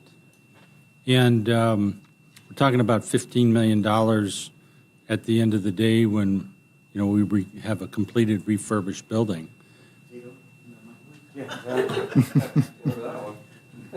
So my question is, has anybody even thought about what a complete rebuild of that would be, like adjacent to, because I think we own the property adjacent to it. And has anybody even thought about that or considered it? We have considered, we know that from some previous experience that working through design plans and estimates for fire station construction, that a smaller facility than this to be completely built would be in the $25 million range. We know Station 4 is a larger facility, a larger footprint, houses more apparatus. Our needs are kind of greater at that station. So that would be a starting point. I'm just curious about it, because obviously I'm talking about, if you have a dream, what would your dream be? And that would be absolutely the right station built from the ground up.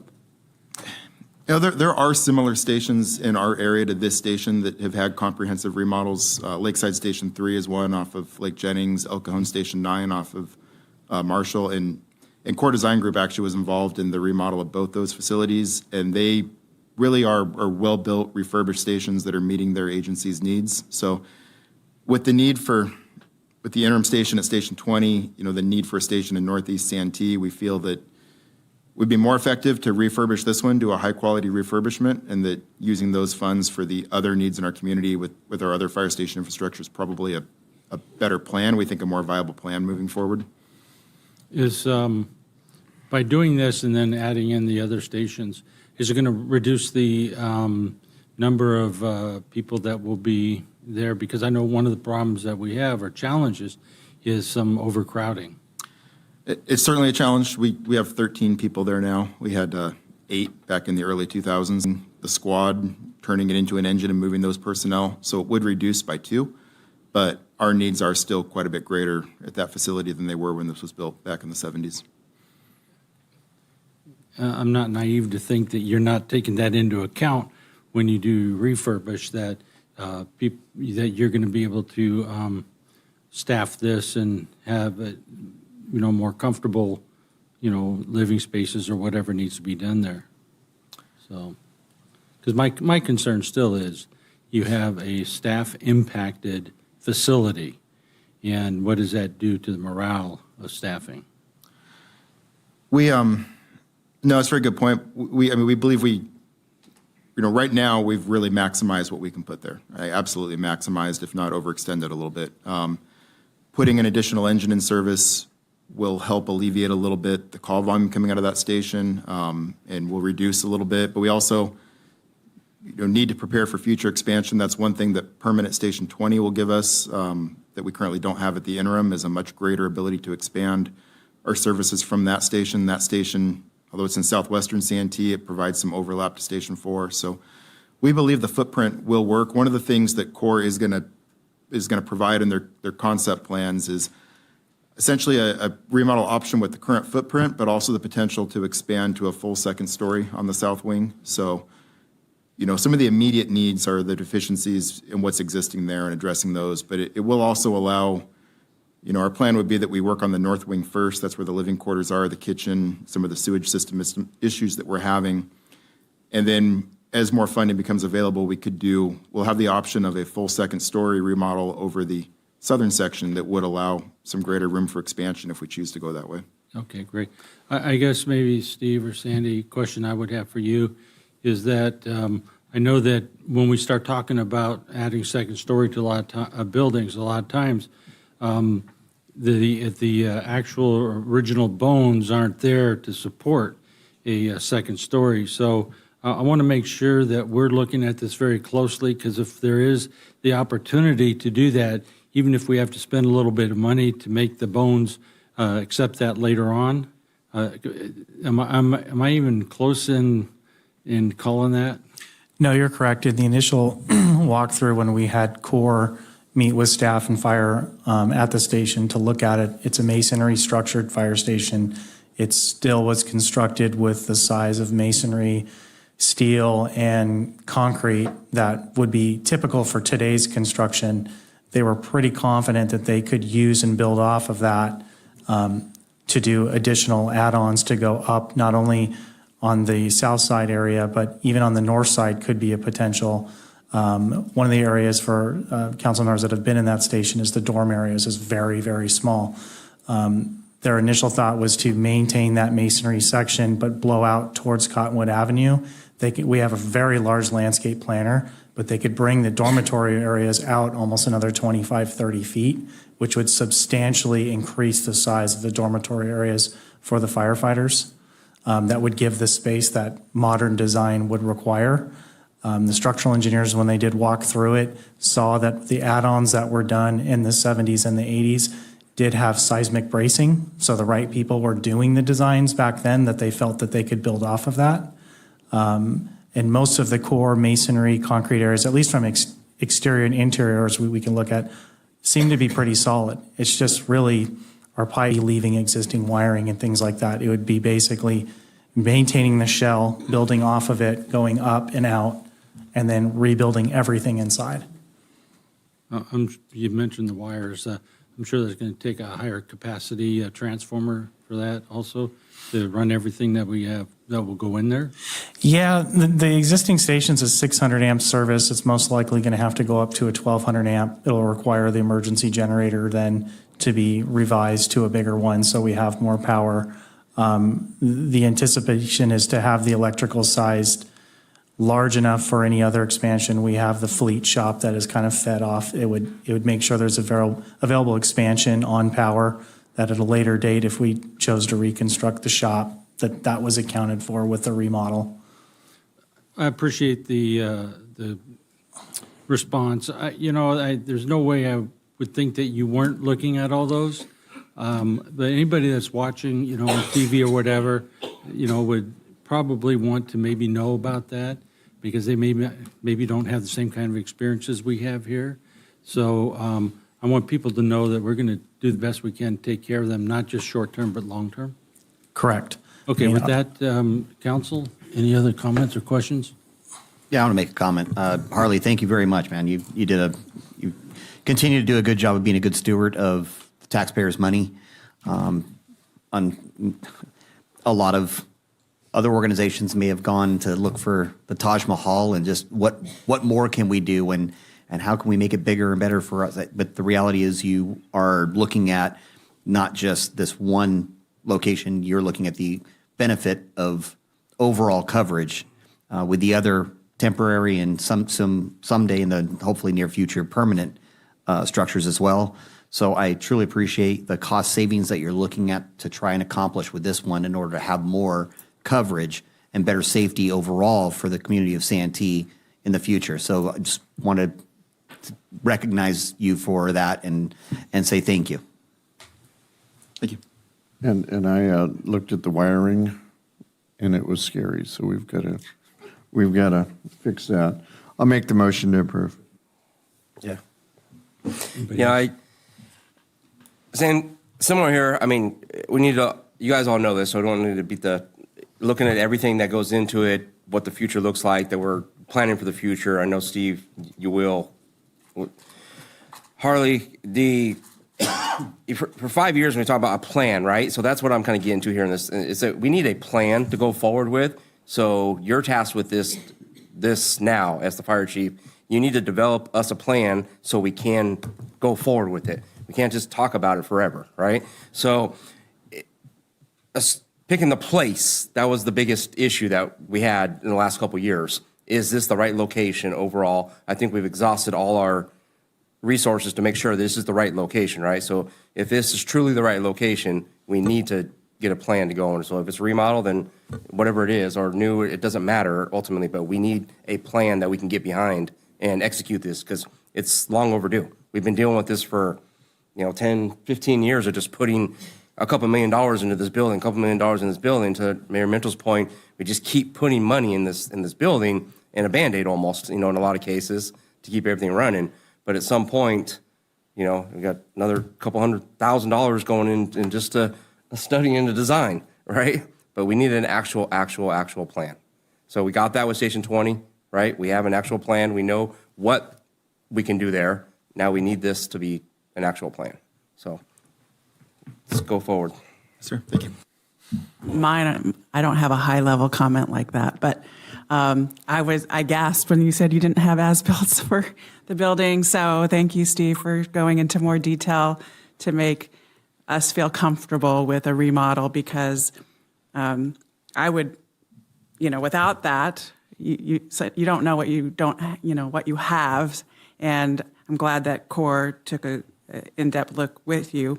For the add-on, are there as-built for that portion of it? I think you said there was an add-on. Yeah, part. luckily, since we were a city, anything that was done from the 80s, we have that. So we have the plans for App Bay expansion in the second floor.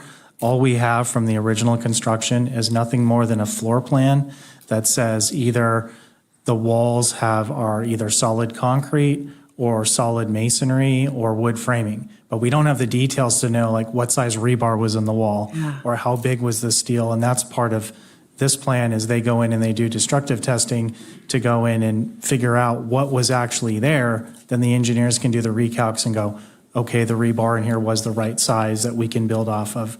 Or if it's not, what can we add on to add more steel and go from there? And I do want to add is that with this proposal with CORE is the concept plans that they would provide now at remodel is a cost we would normally incur anyway in original design. So we're saving money down the road on future design with just kind of kicking off just a portion of the conceptual designs now to give us an idea of that this is exactly what we're going to go forward with.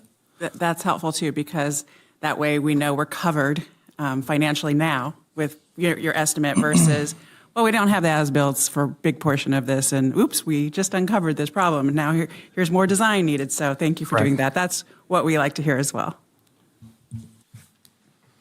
All right.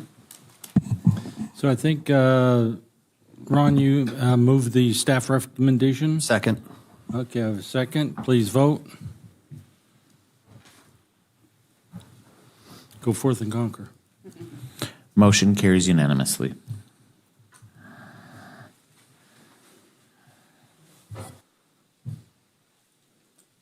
All right, that takes us to item number 9, which is a presentation of sales tax feasibility study results. Wendy. Good evening, Mayor and Council. It's going to kind of expand on the conversation you just had on the last item. As part of the development of the current capital improvement plan, Last June, staff talked to the council about the need to develop a comprehensive asset management strategy. The Capital Improvement Program, or the CIP as it's more commonly known, includes 76 projects that total about $455 million. Of that $455 million, $327 million of that is unfunded projects. And these are projects that are important to residents, important to the quality of life that we offer our residents. They include things like the pavement management program. You saw under Heather's item, even with the $2 million that you just approved to go to the street maintenance program, we still have $12 million of unfunded projects, and that doesn't even include the additional streets that we know council wants to add to that list.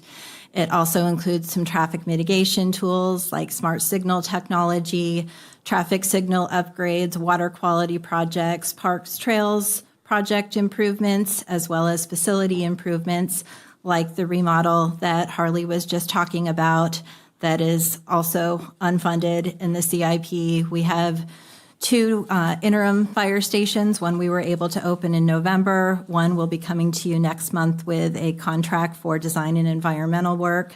However, that interim station in terms of construction is not yet funded. And I think ideally, to the mayor's point, neither of those interim stations would be interim stations. We would want permanent fire stations, but we don't have funding for that either. So looking at the capital improvement program in its totality, that was what prompted staff to talk to council about a comprehensive asset management strategy that would include inventorying our assets, both what we already have as well as those that we anticipate needing in the future, identifying repair, replacement, and construction costs, prioritizing those projects, and developing a funding strategy. We also talked to council in June about the need for engagement and outreach with the community and helping to educate residents and the business community about budget, operations, staffing, our infrastructure needs, and funding opportunities. And to the funding question, at the August 13th City Council meeting, the council authorized the then interim city manager to enter into an agreement with a company called Team Civex to explore the potential for a local funding measure, specifically a sales tax. And tonight's presentation is going to be done by Dr. Tim McClarney with True North Research. They're a subcontractor of Team Civex. They did some survey work in the community in December about the feasibility of a half-cent sales tax. Dr. McClarney is going to be presenting the results of the survey. I want to make it really clear, and we included it in the staff report. There is no ask tonight from council to make any decision about placing a sales tax measure on the November ballot. This is really just informational. We would look for some direction to council to continue engagement and outreach. I think I failed to mention, we did talk to council. Again, I mentioned the outreach to the community. There was an infrastructure advisory group formed over the summer that staff met with, and they've done some site visits out to fire facilities, I believe. That happened before I got here. We are planning to meet with that group again in the near future to talk about the pavement management program. And if we go forward with outreach and education, it would obviously be a much broader group than just those that were part of the initial infrastructure advisory group. Following Dr. McClarney's presentation, we're going to have Jared Boygan, who is with Team Civex, give a very brief presentation. It's just one slide. And then after the presentation's done, we're all available to answer any questions that you may have. So with that. Thank you, Wendy. And I saw that there's a little raise button here. Good evening, Mayor and members of council. Tim McClarney, president of True North Research. And we're a firm that for almost 25 years has specialized in working with public agencies throughout California and using surveys to help them develop a statistically reliable understanding of the communities and the customers that they serve. My business partner and I, together as a 2-person team, have designed and conducted over 1,500 research studies for public agencies, and probably 2/3 of the work that we do these days are what we call sort of broadly revenue measure feasibility studies, of which this is a type. We've helped our clients have a lot of success over the years to date. On the measures that we recommend go to ballot based on our research, we've had a 93% success rate, total of a little over $42 billion in voter-approved measures around the state, and a lot of sort of dozens of examples here in San Diego County. I mention that mainly because as I go through tonight's presentation, I'll probably make reference to how the results we're seeing here in Santee compared to what we typically see when we're doing this type of work for other agencies. And I just wanted you to have a sense for the experience base from which I'd be speaking. It sounds like we're going to take questions after both presentations. And so I'll follow that plan. And I'm not sure which one I'm doing. I think I can go there. Okay. So before we jump into the results, it's helpful to take a moment to review the purpose of the study as well as the methodology. In terms of the purpose of the study, as a revenue measure feasibility study, we're really trying to address the 3 bullets you see there on the slide. The first is to answer that basic question of, is it feasible? And what I mean by that is if you as a council were to take the action of placing this measure on the November 2026 ballot, does it have a reasonable chance of success? Answer that question isn't always yes. Plenty of times that I've done this type of feasibility research, get the numbers back, and no matter how you really look at the numbers, there's not a clear path to get you from where you are today to where you need to be to have a reasonable chances of a successful measure on election day. And if that's the case, I'll be the first person to tell you that. When we do find feasibility, that second bullet kicks in gear, which is understand how might you go about structuring a measure in a way that it's consistent with the type of measure that your community is interested in supporting. There's lots of components to a revenue measure package. The survey can help guide those important decisions about how you put that together. And then thirdly, it's an opportunity for us to understand the role that information plays in shaping voters' opinions about your proposal, and that in turn can help guide future communications. In terms of the methodology or how we went about conducting the study, we're using the same methodology here that we always use with revenue measure studies. And the first question we always want to ask ourselves is, what election is this measure going to be on? Because different elections have different turnouts, and as you expand or shrink turnout, you will tend to get a different profile to that group of voters that's ultimately going to be deciding the fate of a measure if you put it on the ballot.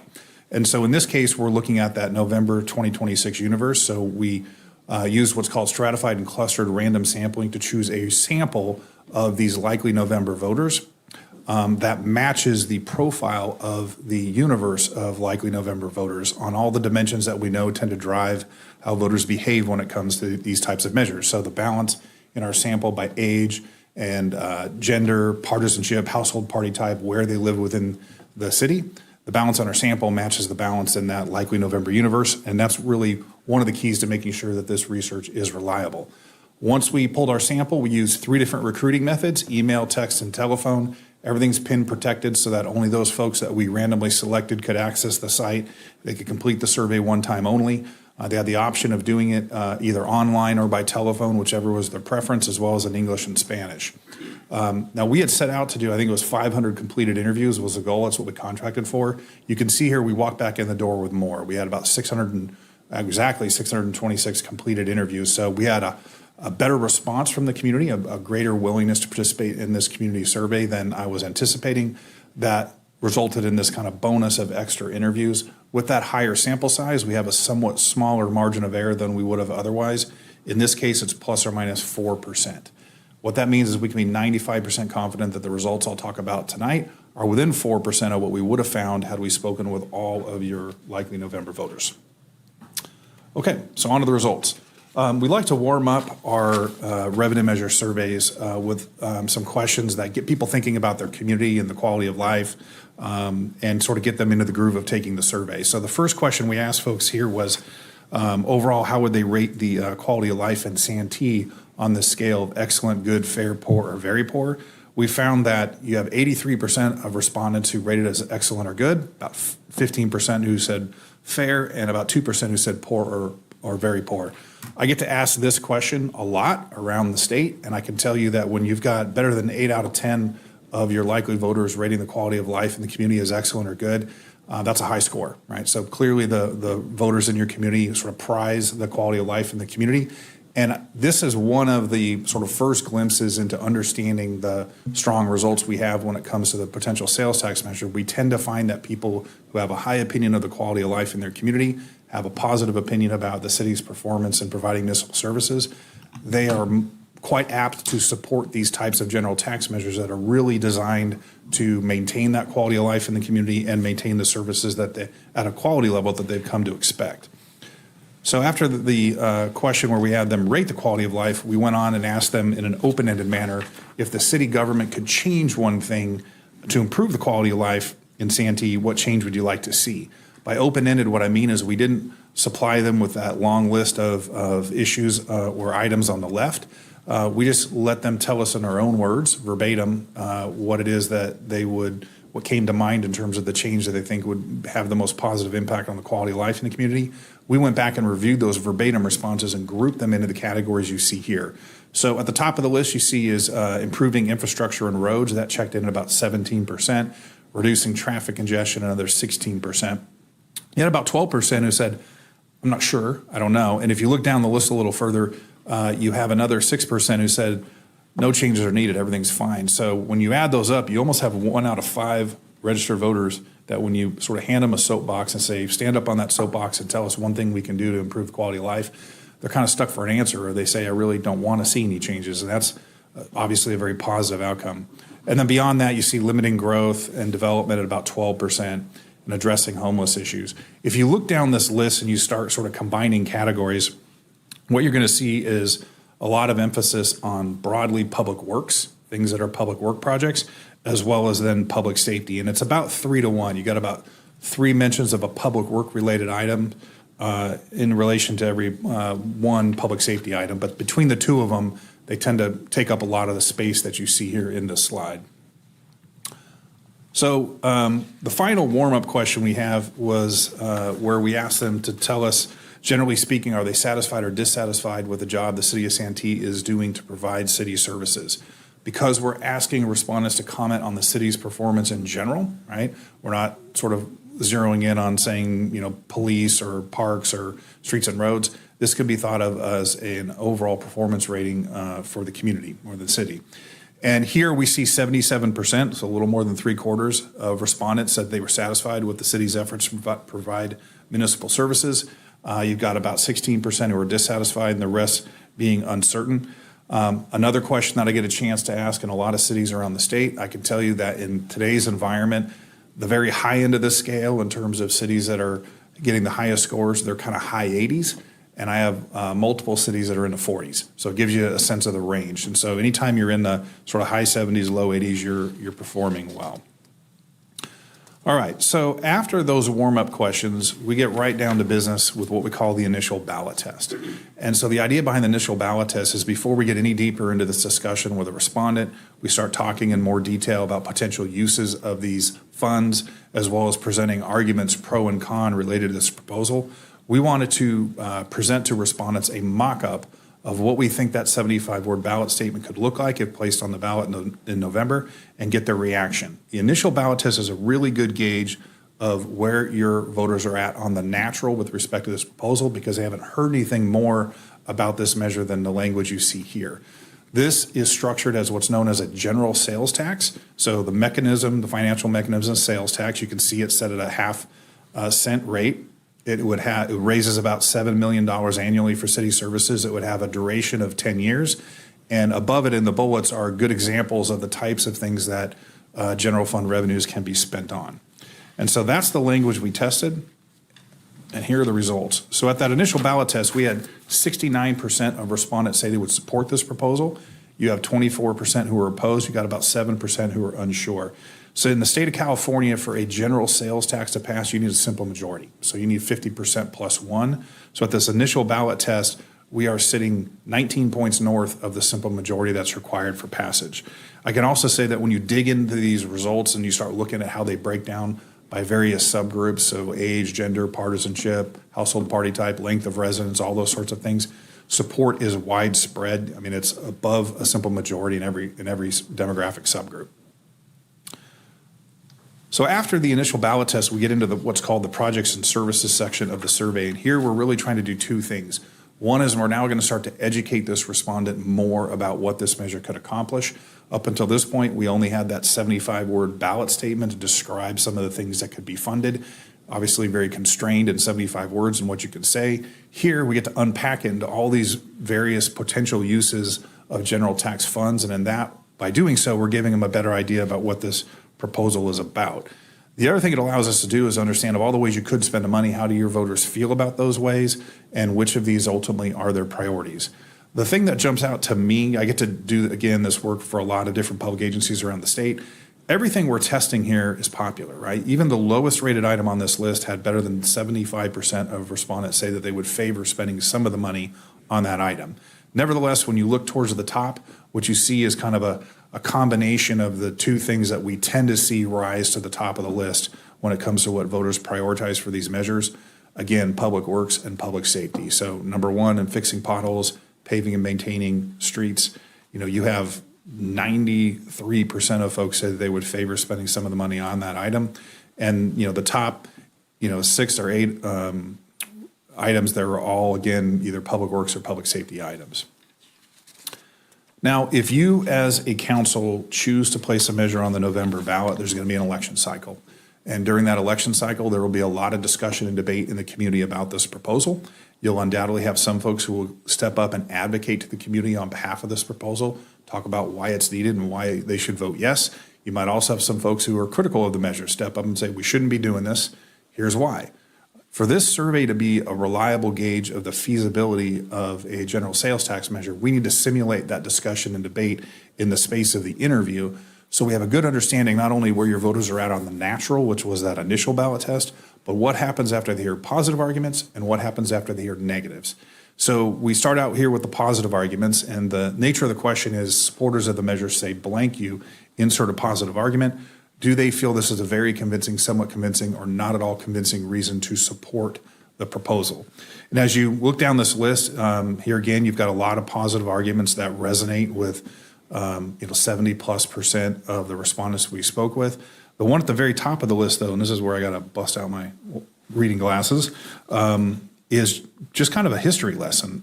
Since 1964, Santee's population has grown from 11,000 residents to nearly 60,000. During this time, we've added just one fire station. We need a new fire station to adequately protect the community and improve emergency response time. So that was the number one argument, but you can see there's a number of them there that get a lot of traction.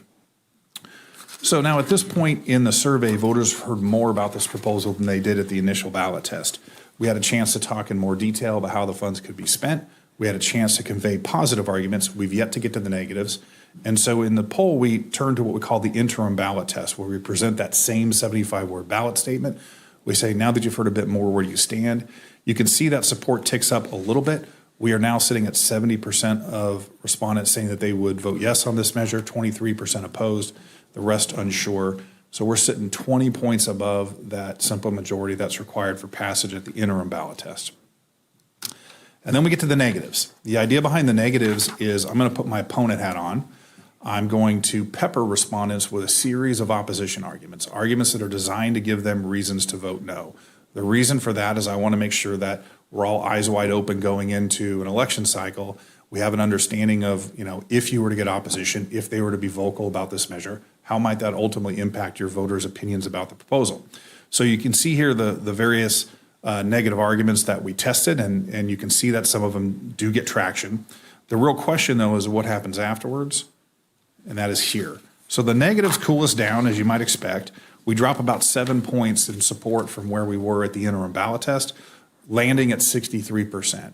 So even after the opposition arguments are tested, we're sitting about 13 points north of the simple majority that's required for passage of this measure. All right, so what does all this mean? I've got a couple slides on the polling, and then I know Jared's got a couple slides on process coming up behind me. So I'm going to circle back first to that overarching question I mentioned at the outset as one of the main motivators for why you do this research, which is to answer that basic question of, is it feasible, right? If you as a council choose to place this measure on the November ballot, does it have a reasonable chance of success? For a lot of cities and public agencies I've been working with lately, I give them a qualified yes. It's a yes, but, right? It's a yes, but here are some conditions and things you want to be thinking of.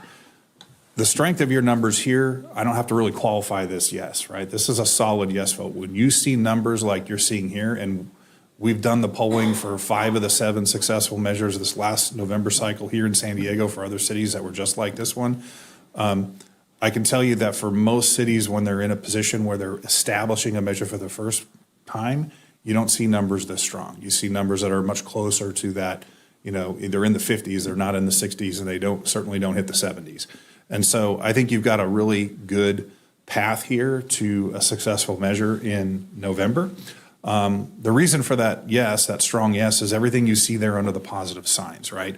We saw how sort of positive folks feel about the quality of life in this community and the city's performance, but they also see some opportunities for improvements in certain areas. Those sentiments kind of combine and translate to very solid natural support for this measure. So right out of the gates with just the 75-word ballot statement, we had 69% support. All the projects and services you're thinking about funding with this measure were popular. We've got positive arguments that resonate. And importantly, at each point in the survey where we circled back to a respondent, presented that same 75-word ballot statement and said, now that you've heard a bit more, where do you stand? Every one of those ballot tests was well above the simple majority required for passage. That's even after we tested opposition arguments. And so when we see that kind of pattern in place in a survey like this, that's the pattern we normally see when measures ultimately go on to be successful. That said, there's some challenges that you always want to keep in mind that come out of the poll, or when you think about what the November election cycle is going to look like, we want to be aware of. One is we did see that, when we tested those opposition arguments, they get traction, right? At the end, they knocked us down about 7 points.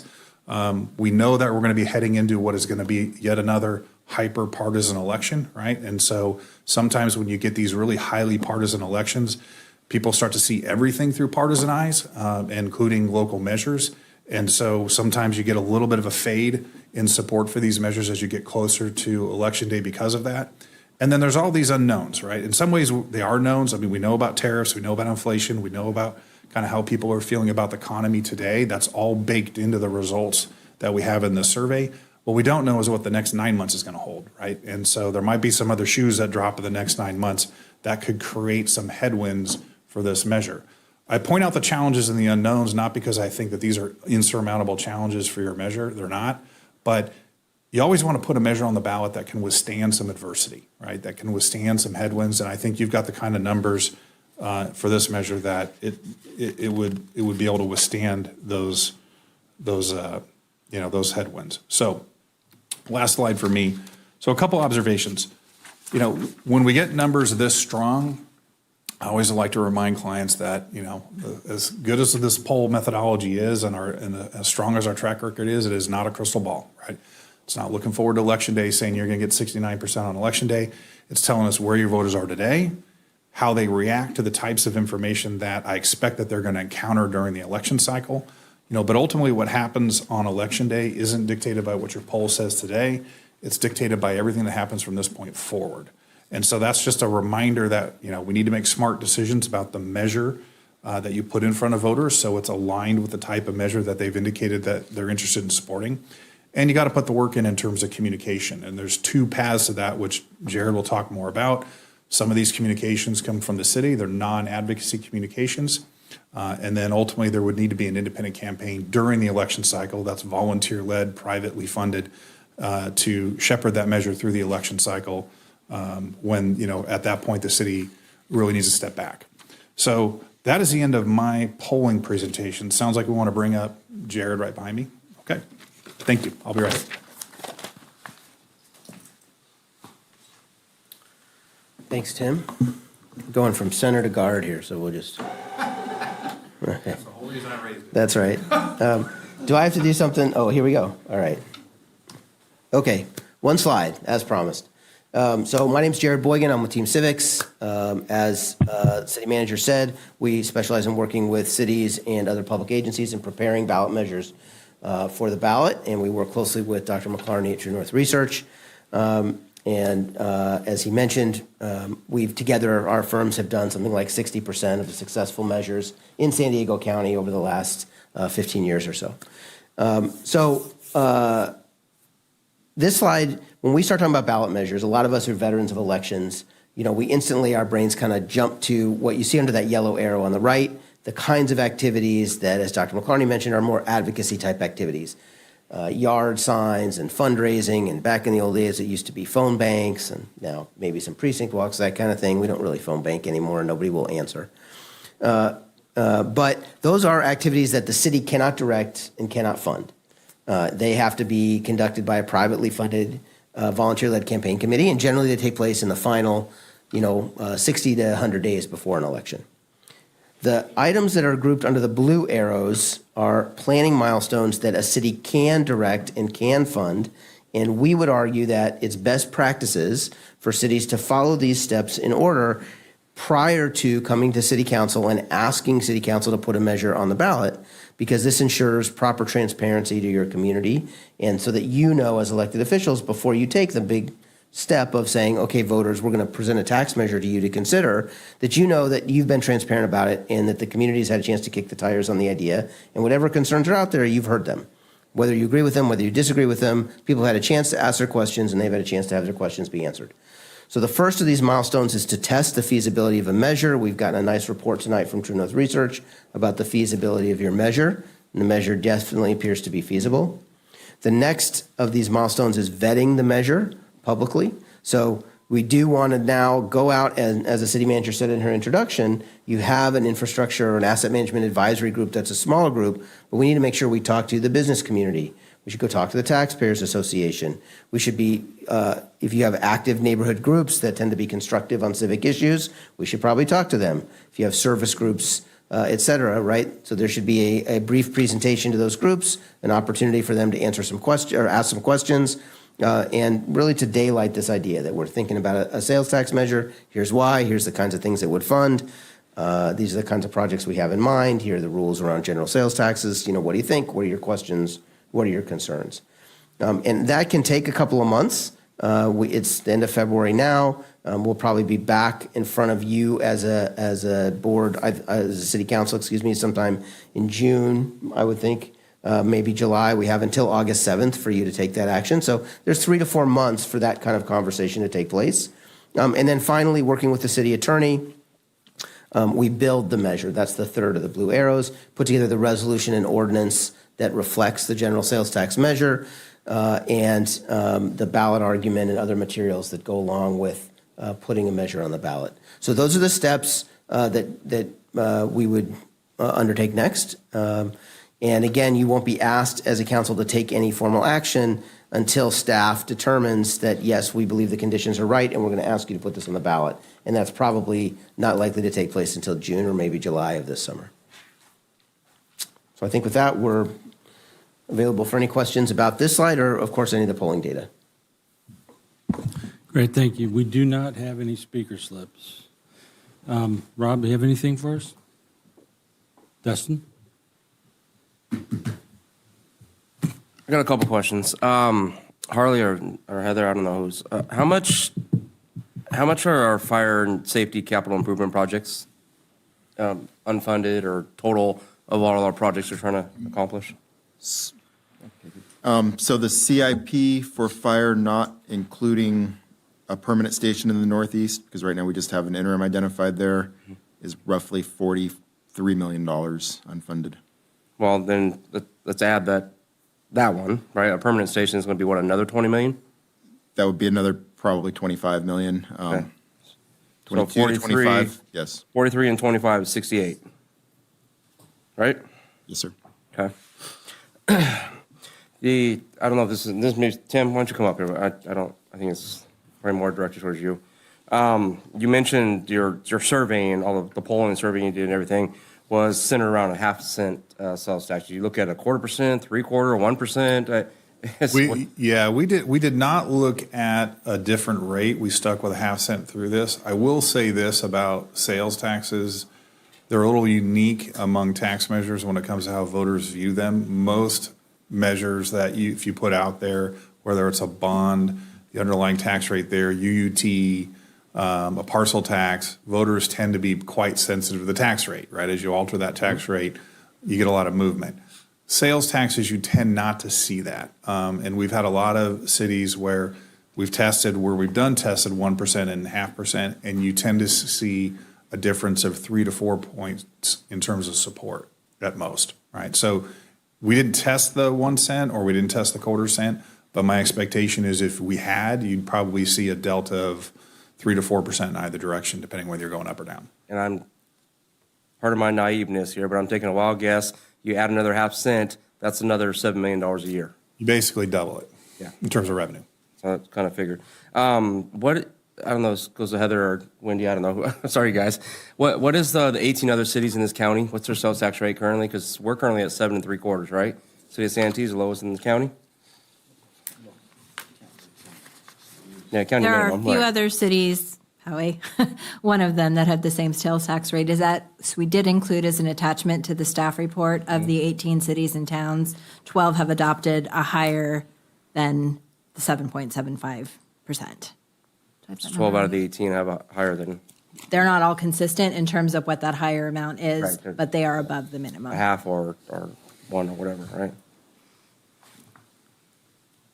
All right, so the reason why I asked you, Harley, going back to just the fire stuff, I mean, obviously I'm having a lot of condemnation about this, you guys, but there was a citizens initiative on the ballot a year and a half ago now, I don't know what it was, in there, and that focused a lot, on fire, on public safety, right? But the survey you're showing us here, the citizens are actually talking more about public works, potholes, streets, sidewalks, all the above. It seems to be a higher want, right, by the citizens, I guess. And what you see, perception, I guess. everything we tested well, right? There wasn't anything on this list as a potential use that didn't get strong favorability. But you were right that when you look down at the very top of the list, streets and road and potholes, right? Part of that is because if, that's the one service that everybody is pretty aware of, right? Why we all go out, we drive on the streets and roads. So if we have an issue with the quality of those, everyone's going to have some experience with that. They don't have as much experience in some other areas of, they aren't sure exactly kind of what the response rate would be on fire if they haven't had that personal experience, right? So it's common for us to see that when you stack up all the things that voters are interested in, basic infrastructure, streets and roads tends to be towards the top of the list. And that's one of the reasons why these general taxes they actually get a better response from voters than what's known as a special tax that's earmarked for one thing. Why? Because if that one thing is something that I don't have a deep concern about, then there's nothing in that measure for me. But when you look at a general sales tax, it's about streets and roads, public safety, parks and rec, right? There's a lot that you can fund through these. And so the voters tend to find that to be a pretty appealing package. Yeah, no, I mean, in government, I always think there's fat that can be cut, right? We talk about things that are necessary services and unnecessary services. And public works and public safety are obviously right at the top of necessary services. So kind of my point where I was going with this, you guys, I mean, $70 million to fire station capital improvement projects. This 10 years is only $70 million at 0.5%, where it only covers one item, I guess you want to say, or only goes so far, right? So I'm just playing devil's advocate here and saying that, what, if we're going to have a conversation, we need to have a conversation about the whole entire thing. I'm not happy about the conversation necessarily, but we need to have a conversation about all of it. We need to be looking at all of it and make an educated decision based on the information that we have, right? Not pigeonhole ourselves into, we're going to do one stab at this here, so to say, and you can only get a 0.5 cent out of it. It's only going to, and everything's is going to go up, right?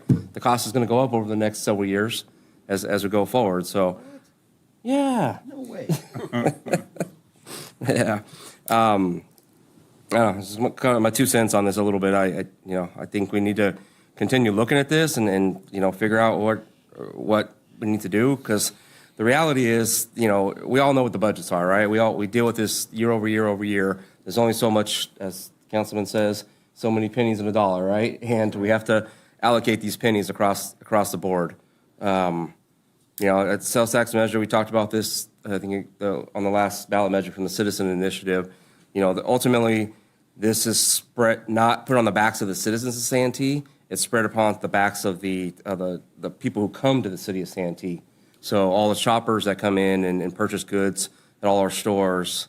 It's not a bond measure. It's not a property tax measure where it's solely on the backs of the citizens of Santee, because we do know that those shoppers that go to the stores, they do use our fire services, our EMS services on emergencies and things like that, and obviously travel our roads, right? It's just what it is. I don't know. I just think we need to be looking at this, Tim. I don't know we're going on with these guys. I don't know where we're at with the process with their services, but we need to make sure that we are looking at every single angle here and not just narrowly looking at this. I guess is where I'm going here. So that's some kind of feedback. Okay, and my feedback, same kind of thing, a little bit differently though. I came to the same, 10 years, it's $70 million, and our unfunded projects are what did you say, 300 million? 327 million. Yeah, $327 million. So, top of the list was, infrastructure, potholes, roads, that kind of thing. I don't know if I necessarily agree that doubling the sales tax would double the revenue, because then, that shoppers have decisions about where they shop. And so they might look around and say, well, I'm going to shop somewhere else with a lower sales tax. I don't know if that decision would be made, but shoppers do come to Santee because of the shopping environment here. And it's not just sales tax, it's, our whole environment. You can get everything done on a Saturday. But the price would become a concern. So why was 10 years and not 20 years or something like that, the decision made? So when you're establishing a measure for the first time, which is what this would be, what we tend to say is let's, where you can minimize certain risk factors, right? So 20 years just sounds like a really long time, right? And so whereas 10 years, and just from our research, 10 years is kind of a time frame that everyone's like, yeah, it makes sense. And if you're going to do it, you can do it for that, right? It also then gives you 10 years to prove to the community, hey, this is how we're using these dollars, and we're reinvesting it in the community to do these things. And then oftentimes what happens at that point, when the renewal comes up, in fact, we just did this with Chula Vista and Oceanside, where after they had a period of time after they established the tax, the first time it came up for renewal, then they took the sunset off of it. And then it was in perpetuity or until voters decide that they want to repeal it, right? So, but to do that right out of the gates on an initial ask is what we have found is that tends to be a little more of an aggressive strategy, right? Not that we haven't had clients be successful with that, but coming in here, I think for the purpose of the survey, we didn't have any data yet. We didn't know how your voters are going to respond to this measure. It was sort of a decision to say, well, let's not let duration become an obstacle, right? If I might, I would say if the concern of the council is the amount of revenue, I would rather see you explore the idea of a full penny and leave the sunset than to stay at a half a penny and get rid of the sunset. The sunset does leave accountability into the system for your voters and residents, that if you don't do a good job in 10 years, they can say, we tried, you guys let us down, you don't get it anymore. And there's some incentive to, staff and administration. And you can see in cities like Chula Vista and Oceanside, they've really, done an aggressive job of being transparent and showing what they're doing. They have nice websites up. This is what we do with the money.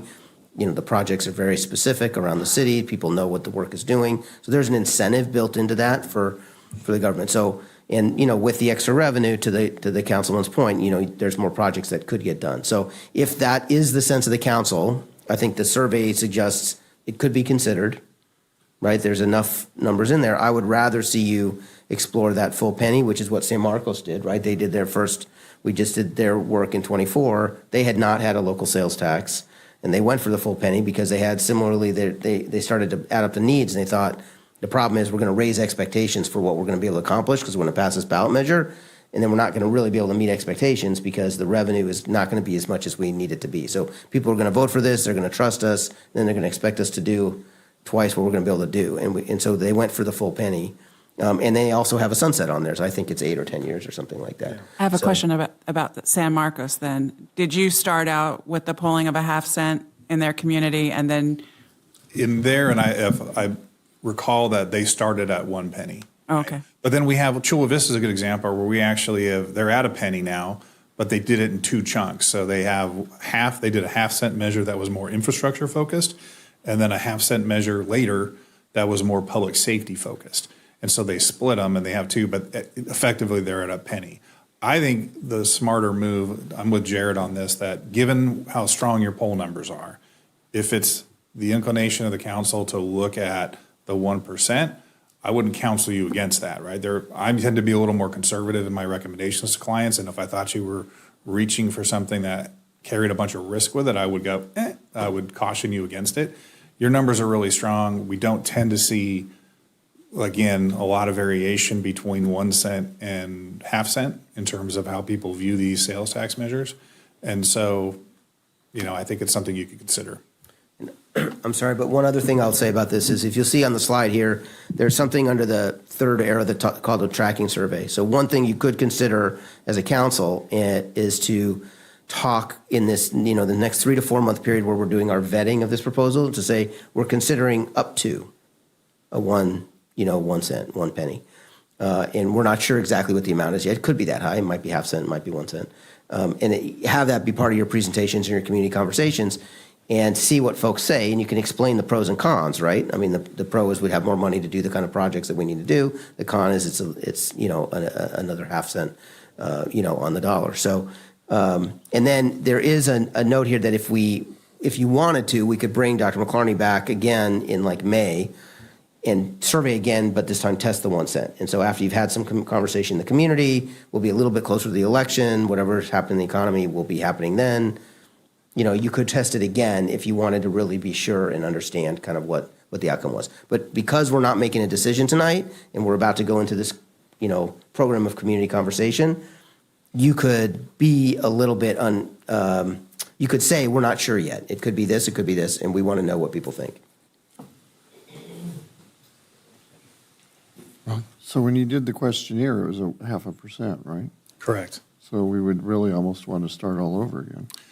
Well, what you would want to do on a tracking poll normally is you're testing at this point the measure that you're considering putting on the ballot. This is a baseline poll. You just change the measure. Well, you change you could in theory test the exact same ballot language if that's what you wanted, only changing the rate, right? And see how that goes. Yeah. So shoppers outside Santee shop here, but also shoppers inside Santee shop here. So I'm not real happy with the 1% idea here. I think it's a little overdone. And yes, we can give it safety of roads. And yes, we need $70 million.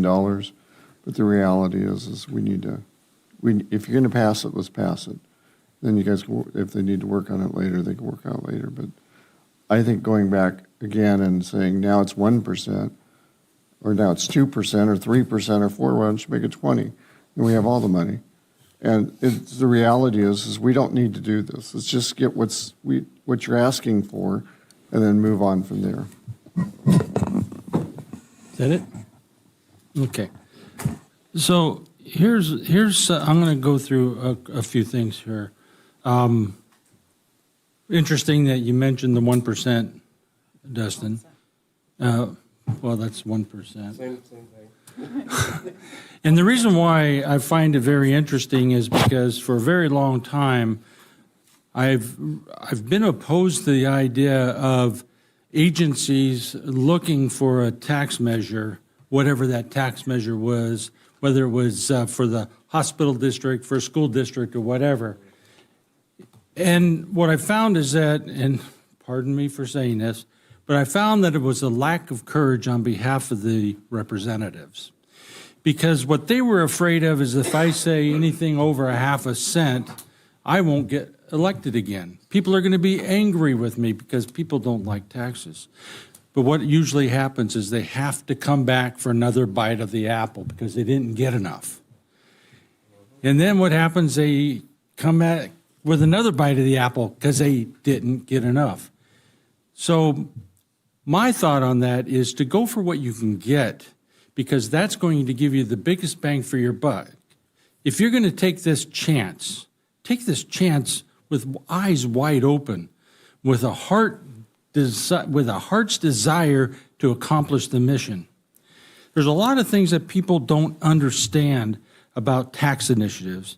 And one of the things that I want to make clear, and we probably should bring back at some point, is discussion of the Bradley Burns local sales tax. It was created in 1955, and counties and cities can never raise more than 1% and they get one bite at that apple for 1%. And so that's why it's not unusual to discuss a 1% sales tax. And what does that 1% sales tax do? And what does Bradley Burns do? Because it all discusses the point and sale, what goes on. So if something is purchased in Santee, we keep that portion of the sales tax. Well, you know, since 1955, there's been a lot of changes. And today they're talking about even more changes to that Bradley sales tax, Bradley Burns sales tax. For instance, the e-commerce. Like we have HD here. And now there's discussion about, well, you know what? Yeah, the sales actually takes place in Santee, but, you know, my city's not getting enough or getting anything because they're using it in Modesto, but it comes from Santee. So Modesto says, I want 50% of that sales tax. Or in some cases, when it comes from out of state, it's called a use tax. And there are some use tax in California. So we probably should even get more information and learn about those, because as a council, if we don't understand all those, then how can we answer questions about why we would do this if you can get money from, let's say, from somewhere out of state because there's a use tax now. And so I want us to be fully aware of all that information and what these things are, and even what the discussion is up towards the legislation, because we've been looking at having a legislative program here. And we have to be part of that in order to be able to answer some of the questions that you may get over the next few months, that we will get over the next few months. Because one of the big questions is, why do you guys want to raise taxes? Why would you want a sales tax? You guys don't use what we get now in an effective way. Well, we do. All you have to do is listen to our budget, hearings. Well, here's the thing. The state of California is a real bad guy. They put lots and lots of mandates on municipalities, counties, and even school districts. And it's called a mandate. And they're supposed to pay for that mandate, but they don't. So in 2002, 2001 and 2, and then in 2003, initiative went on the ballot to change the California Constitution that told the state legislature that if you put a mandate on a city, you have to pay for it. If you don't, the city doesn't have to do the mandate. So when the city said, we're not doing those mandates, they said, okay, we're going to fine you for not doing them. So in essence, they took our money. When that initiative went out to the people and it was overwhelmingly passed by a large majority, the state owed cities, counties, and school districts over $2 billion. Fast forward all these years now, in 2026, we expect that to be $2.7 billion that they continue to owe us. As I talked earlier about the fact that we can't make widgets, so we can't make money off of, bake sales. So we have to do something. We have to do something, because I'm going to tell you right now, the people who live in our community deserve better streets. People in our community deserve having firefighters that can get there in a reasonable amount of time to save lives and property. And our sheriffs, they deserve sheriffs so that they can get that also. How do we do that? I don't know. I've been doing this a long time, and I don't have a better answer. I don't think anybody else on the dais has a better answer. And if you look around the county, you look around the state, no one else has a better answer. You've got to get the money someplace. I think we can do more homework, though. I think we do more homework, more education. Our council, I think, can do better with education. And you know what? People aren't going to stop coming to Santee to shop because we raise the tax up here, down here. They come to Santee because we have better stores, we have better streets, we have better public safety. We're just better all around for people that want to come and do shopping and be safe and happy. And we want to take and give them what they need here. So We can't go over a penny. I think a penny's a good idea, Dustin. And that's something we should, look at. And I don't think we have to redo everything just to get to there. In our talks, I think you're right. We can talk about, don't you think we could do better? Because if you doubled your income at home, wouldn't you do better? If you could double your income at home, don't you think you could do better with everything that has to be done with your home? Your sidewalks, your driveways, and things of that nature? Rob? Because you brought that up, I have a question for the chief and maybe the rest of staff. So if there was an increase of 1%, now you have extra money coming in, how long is it going to take before that money is feasible in our pocket? And then how long will construction take to build all the fire stations that we need and do all that stuff? I don't see that being done in 10 years. I can kind of speak on the financing part, construction, maybe for Steve. But you got to have the money before you can start the construction, so. Right, so the idea would most likely be to bond it out. And So use that's the what you would sales- want to do, so bond it out, which means we have more interest money to pay. Correct, So, correct. which will cost us Yes. more money on the money that we Yes. just charge taxpayers for. Yes. Yeah. Yes. Hopefully not more because we do have, pretty good financials, so it wouldn't be too high, but yes. And some of it, of course, if it was like the paving program or anything, that's infrastructure like that wouldn't need to be bonded out, could just be supplemented so that we could meet the 4.55 million. Okay. So Rob, Well, let me hear from Steve now. I just want to respond to what she was saying also. Currently, people who are talking about changing how that Bradley Burns works, they're talking about the controller's office, actually, state controller saying, we don't know how we're going to do that. We don't know how we're going to figure out taxes. So that means taxes, income would be delayed maybe even up to a year, because sometimes it's even more. So just to let you know, that's. So that could add even more time before the money Yeah, so is. there's discussion out there about that. Yeah, what I was going to add is when we're looking at projects the size of fire stations, we'd probably be looking at about 2 years from when we roll out to construction to having them built, fully furnished and ready to go. So if we're looking at, three, your 6 years would be a very aggressive schedule to turn over. Could we do the 3 in 10? Very confidently, yes. To improve streets would ultimately be, our PCI goals would be higher than 70.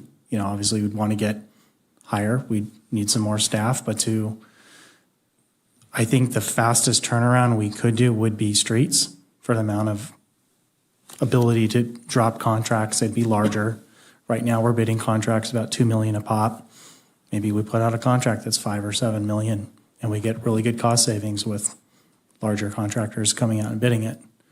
I think the fastest turnaround for work in infrastructure would be on street resurfacing. We could get quicker on that, but for the fire stations, we're probably at best 2 years per station, 6 to get all 3, but more likely 8-ish, to be honest, with current staffing loads that we have. From the time that we get the money. Correct. Yeah. So the reason I bring all this up is because I'm not super supportive of a 1% sales tax increase, but I am supportive of show me what you do with the money, and then let's go into it saying, all right, here are the accomplishments that we want to do, whether it's 2 fire stations and a 70% on our roads, and then in 10 years, when that sunsets, say, okay, now we've got 2 more fire stations that we need to do, or whatever, permanent. At that time, we will want to do the permanent fire stations. And at least then, I think it instills more confidence in the voter that we aren't just wasting their money. The 5 of us sit up here, we know that we're not. We know that, whether we have a surplus of $80 million or $2, it changes not what we bring home every single month. We don't get paid any more. We don't get paid any less, thank goodness. But Not that that's a lot that we get paid to begin with, but the reality is we're not doing any of this to enrich our own pocketbooks. We're doing this because we're citizens of the city of Santee as well. We live here, we raise families here, we do everything here. And as a citizen, if I wasn't sitting up here, I don't know that I would trust without seeing, based on politics in California as a whole. So I'd want to see, okay, you want this extra money, and here are the extra items that you're going to do.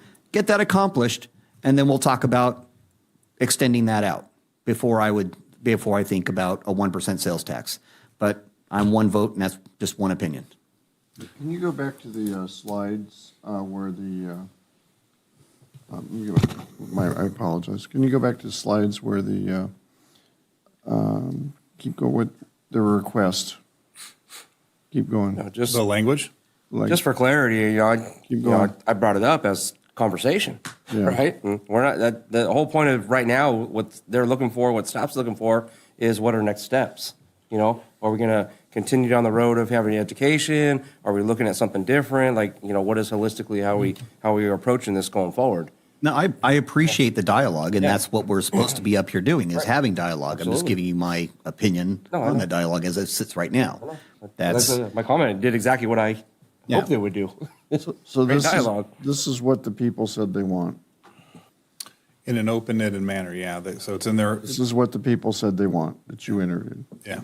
And what are the first 5 of them? Is there anything, it's all about fixing the roads, fixing, limiting growth. The amazes me is I can't think of anything. But the first 2 is, traffic and roads, fix the roads. And that's 31% or 1/3 of the, so I think that's where they want to be. It's top of mind here, and then when you go here, it's the number 1 on that list, right? And how much percentage is that? Oh, that's 90, what was that, 93? Yeah, and then what's the next one down? It looks to be about 91. And what are they? Keep Keeping streets, streets, sidewalks, and everything well Right. maintained. There's no Just question fix when you the look at this, roads. the infrastructure and streets and roads kind of rises to the top of the list. We tend to find that, by the way, when you're doing this. You'll either have an emphasis on public works with public safety coming in just behind that, or it's the reverse, right? Some cities are more public safety, less public works, or they flip. So I think what we've done is we've had a really good conversation. We should accept this report and then continue the conversation and see where we want to go with that going forward. Does that sound about right, Council? Can I ask a clarifying question? Sure. So in terms of continuing the conversation going forward, we were looking for some direction to that second part of Jared's slide that talked about talking to the community, education about city budget, finances, staffing, operations, that I think is actually beneficial regardless of whether or not you choose to move forward with a tax measure. But is council comfortable with us moving forward with those conversations and outreach and engagement? I think those are important conversations to have. Okay. Is this part of a services already contracted for, or is additional services, or? Yes, the outreach and assisting us with outreach is already built into the contract that we entered into, so we aren't asking for any additional funds to engage in those efforts. I can afford that. Yeah. Thank you. Great. Well, that would be the direction that you have. Any questions about that at all? Okay. Thank you very much. Very good presentation. Thank you.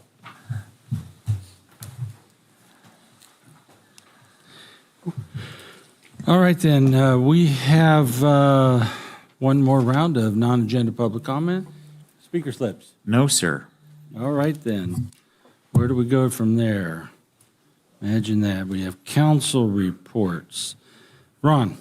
So mine's going to run about 17 minutes, but I'm going to talk about how great our mayor did on his huddle today down at Lighthouse, and I'm going to let him take over because he did such a good job, but I'm verifying what he's going to say. At the same time, MTS, speaking of rate increases, is looking to increase their rates. I went to a meeting right before this about how they're looking to raise anywhere from 50 cents to $1 on every bus trip we take, and they're looking to do that ASAP. Thirdly, the East County Economic Development, Grossmont Healthcare stole our last CEO, and that was James Sly. They've just hired a new one, Matt Sanford, going to start March 23rd. Thank you. And oh, by the way, happy birthday, Rob.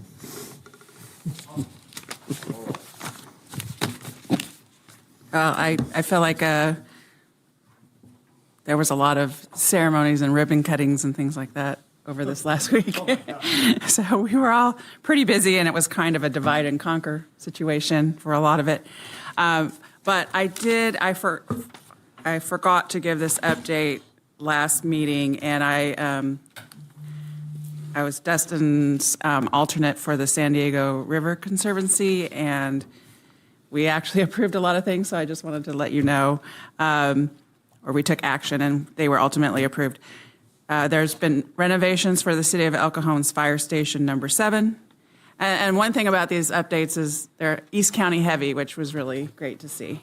Viejas, a wildland type 5-4, I don't know, a fire engine, and they constructed a fire bay and a training room. That was approved at the Viejas Band of Kumeyaay Indians. Descanso Ranger District Wildfire Resilience and Community Defense Action. That's in the National Forest Foundation in partnership with the Cleveland National Forest. They're reducing the hazardous vegetation of approximately 246 acres in Descanso, and that was funded. And then the last one was San Diego River Watershed, the Canyon Wildfire Resilience Program. And I mean, all of these projects were high dollar amounts, so it was great to see a lot of attention paid to East County and fire safety in our area. Thanks. Dustin? No report, sir. Rob? I just got a message that San Diego State is up 46-33 at the half. That is my report. Nice. All right, well, I'm going to go ahead and I'm going to talk about homeless report here. And the reason why I decided to do that is because, well, it coincided with the fact that I was asked to speak today before the rescue mission, a group of people, about homelessness and what's happening in Santee. And we've done a lot of things here, and we haven't had any really super comprehensive reports. So I thought I'd put this together. So I'm going to read this so that way it goes a lot faster, if you guys don't mind. So homelessness is one of the most complex challenges facing local governments. It requires consistency, coordination, and accountability, not slogans. In Santee, we deliberately choose to focus on what cities do best: management, public safety, and partnership. Following the post-pandemic surge in 2022, Santee recorded 4 consecutive years of decline in homelessness. One point in time count peaked at 147 individuals in 2022. In 2026, that number dropped to 23, which is an 84% decrease. Most notably, the unsheltered population declined 57% in just 1 year, and that was between 2025 and 2026. So at this point, the pattern is clear and sustained. So why does this matter? These results matter because they show progress without relying on shelter expansion. Since 2023, nearly everyone encountered in Santee has been unsheltered, and that number is going down. That tells us outreach, coordination, and management strategies are making a real difference. We focused on consistent encampment engagement and enforcement, protecting sensitive areas like river corridors, updating ordinances, and coordinating with county and nonprofit partners. Since 2020, we've posted or removed more than 136 encampments, always pairing enforcement with services connections where possible. So if the point in time counts are not perfect, keep that in mind. They're just a snapshot in time. But declines of this magnitude, sustained over 4 years, are highly unlikely to be explained solely by methodology. Santee's progress aligns with, and in some cases exceeds, recent county-wide improvements. Looking forward, our focus now is sustainment and prevention, keeping people housed, reducing returns to homelessness, and continuing strong regional partnerships. At these lower numbers, every individual case can be managed more effectively. So this progress belongs to our residents, our partners, and our city council committed to responsible government. We're not finished by any means, but Santee is moving in the right direction. That's a report that I gave today, and we talked about a lot of other issues and provided the council here with a report that's a little more detailed because people are always asking us about homelessness and what we're doing. And we're doing things that no other community is doing. We have a working group that has a great number of partners. Believe it or not, we even have big names like the McAllister Institute that come to our meetings and help with discussions about drug addiction and alcohol addiction and things of that nature in that neighborhood. And so we're not done by any stretch of the imagination because the safety of people who are unhoused is just as important as safety as everybody else. And having tools to handle those issues is what we want to see, and not just in Santee, but countywide. So we're taking our story to the rest of the county so they can do better also. And we've actually had Lakeside and El Cajon Lemon Grove and El Cajon show up to see what we're doing. That's how happy they are. Right. That's all I have. Wendy. Just really quickly, at the last council meeting, we talked a little about some tax reform the word is escaping me at the moment. Proposed tax, man, I cannot talk. The mayor was going to the league meeting up in the B City, and we talked about some proposed tax reform that might impact us in a negative way. And ultimately, I got notice today that the board voted down that proposal that would negatively impact us along with other cities in favor of supporting revenue reform that would benefit all of their member agencies in a nutshell. So now that I can get that out, that's what I had. Well, that was specifically had to do with Bradley Burns, the use tax, and where fulfillment centers would be sharing taxes. One of the arguments I used was, so does that mean if I go to another city and I buy my dinner and I have to pay taxes on it, do I now have to give up information on myself so that that restaurant pays Santee and the city I'm in, 50-50 split on tax? And nobody can answer that. That's why the controller says, I don't know how we're going to be able to do any of this. That's it. Mayor, no report. Thank you.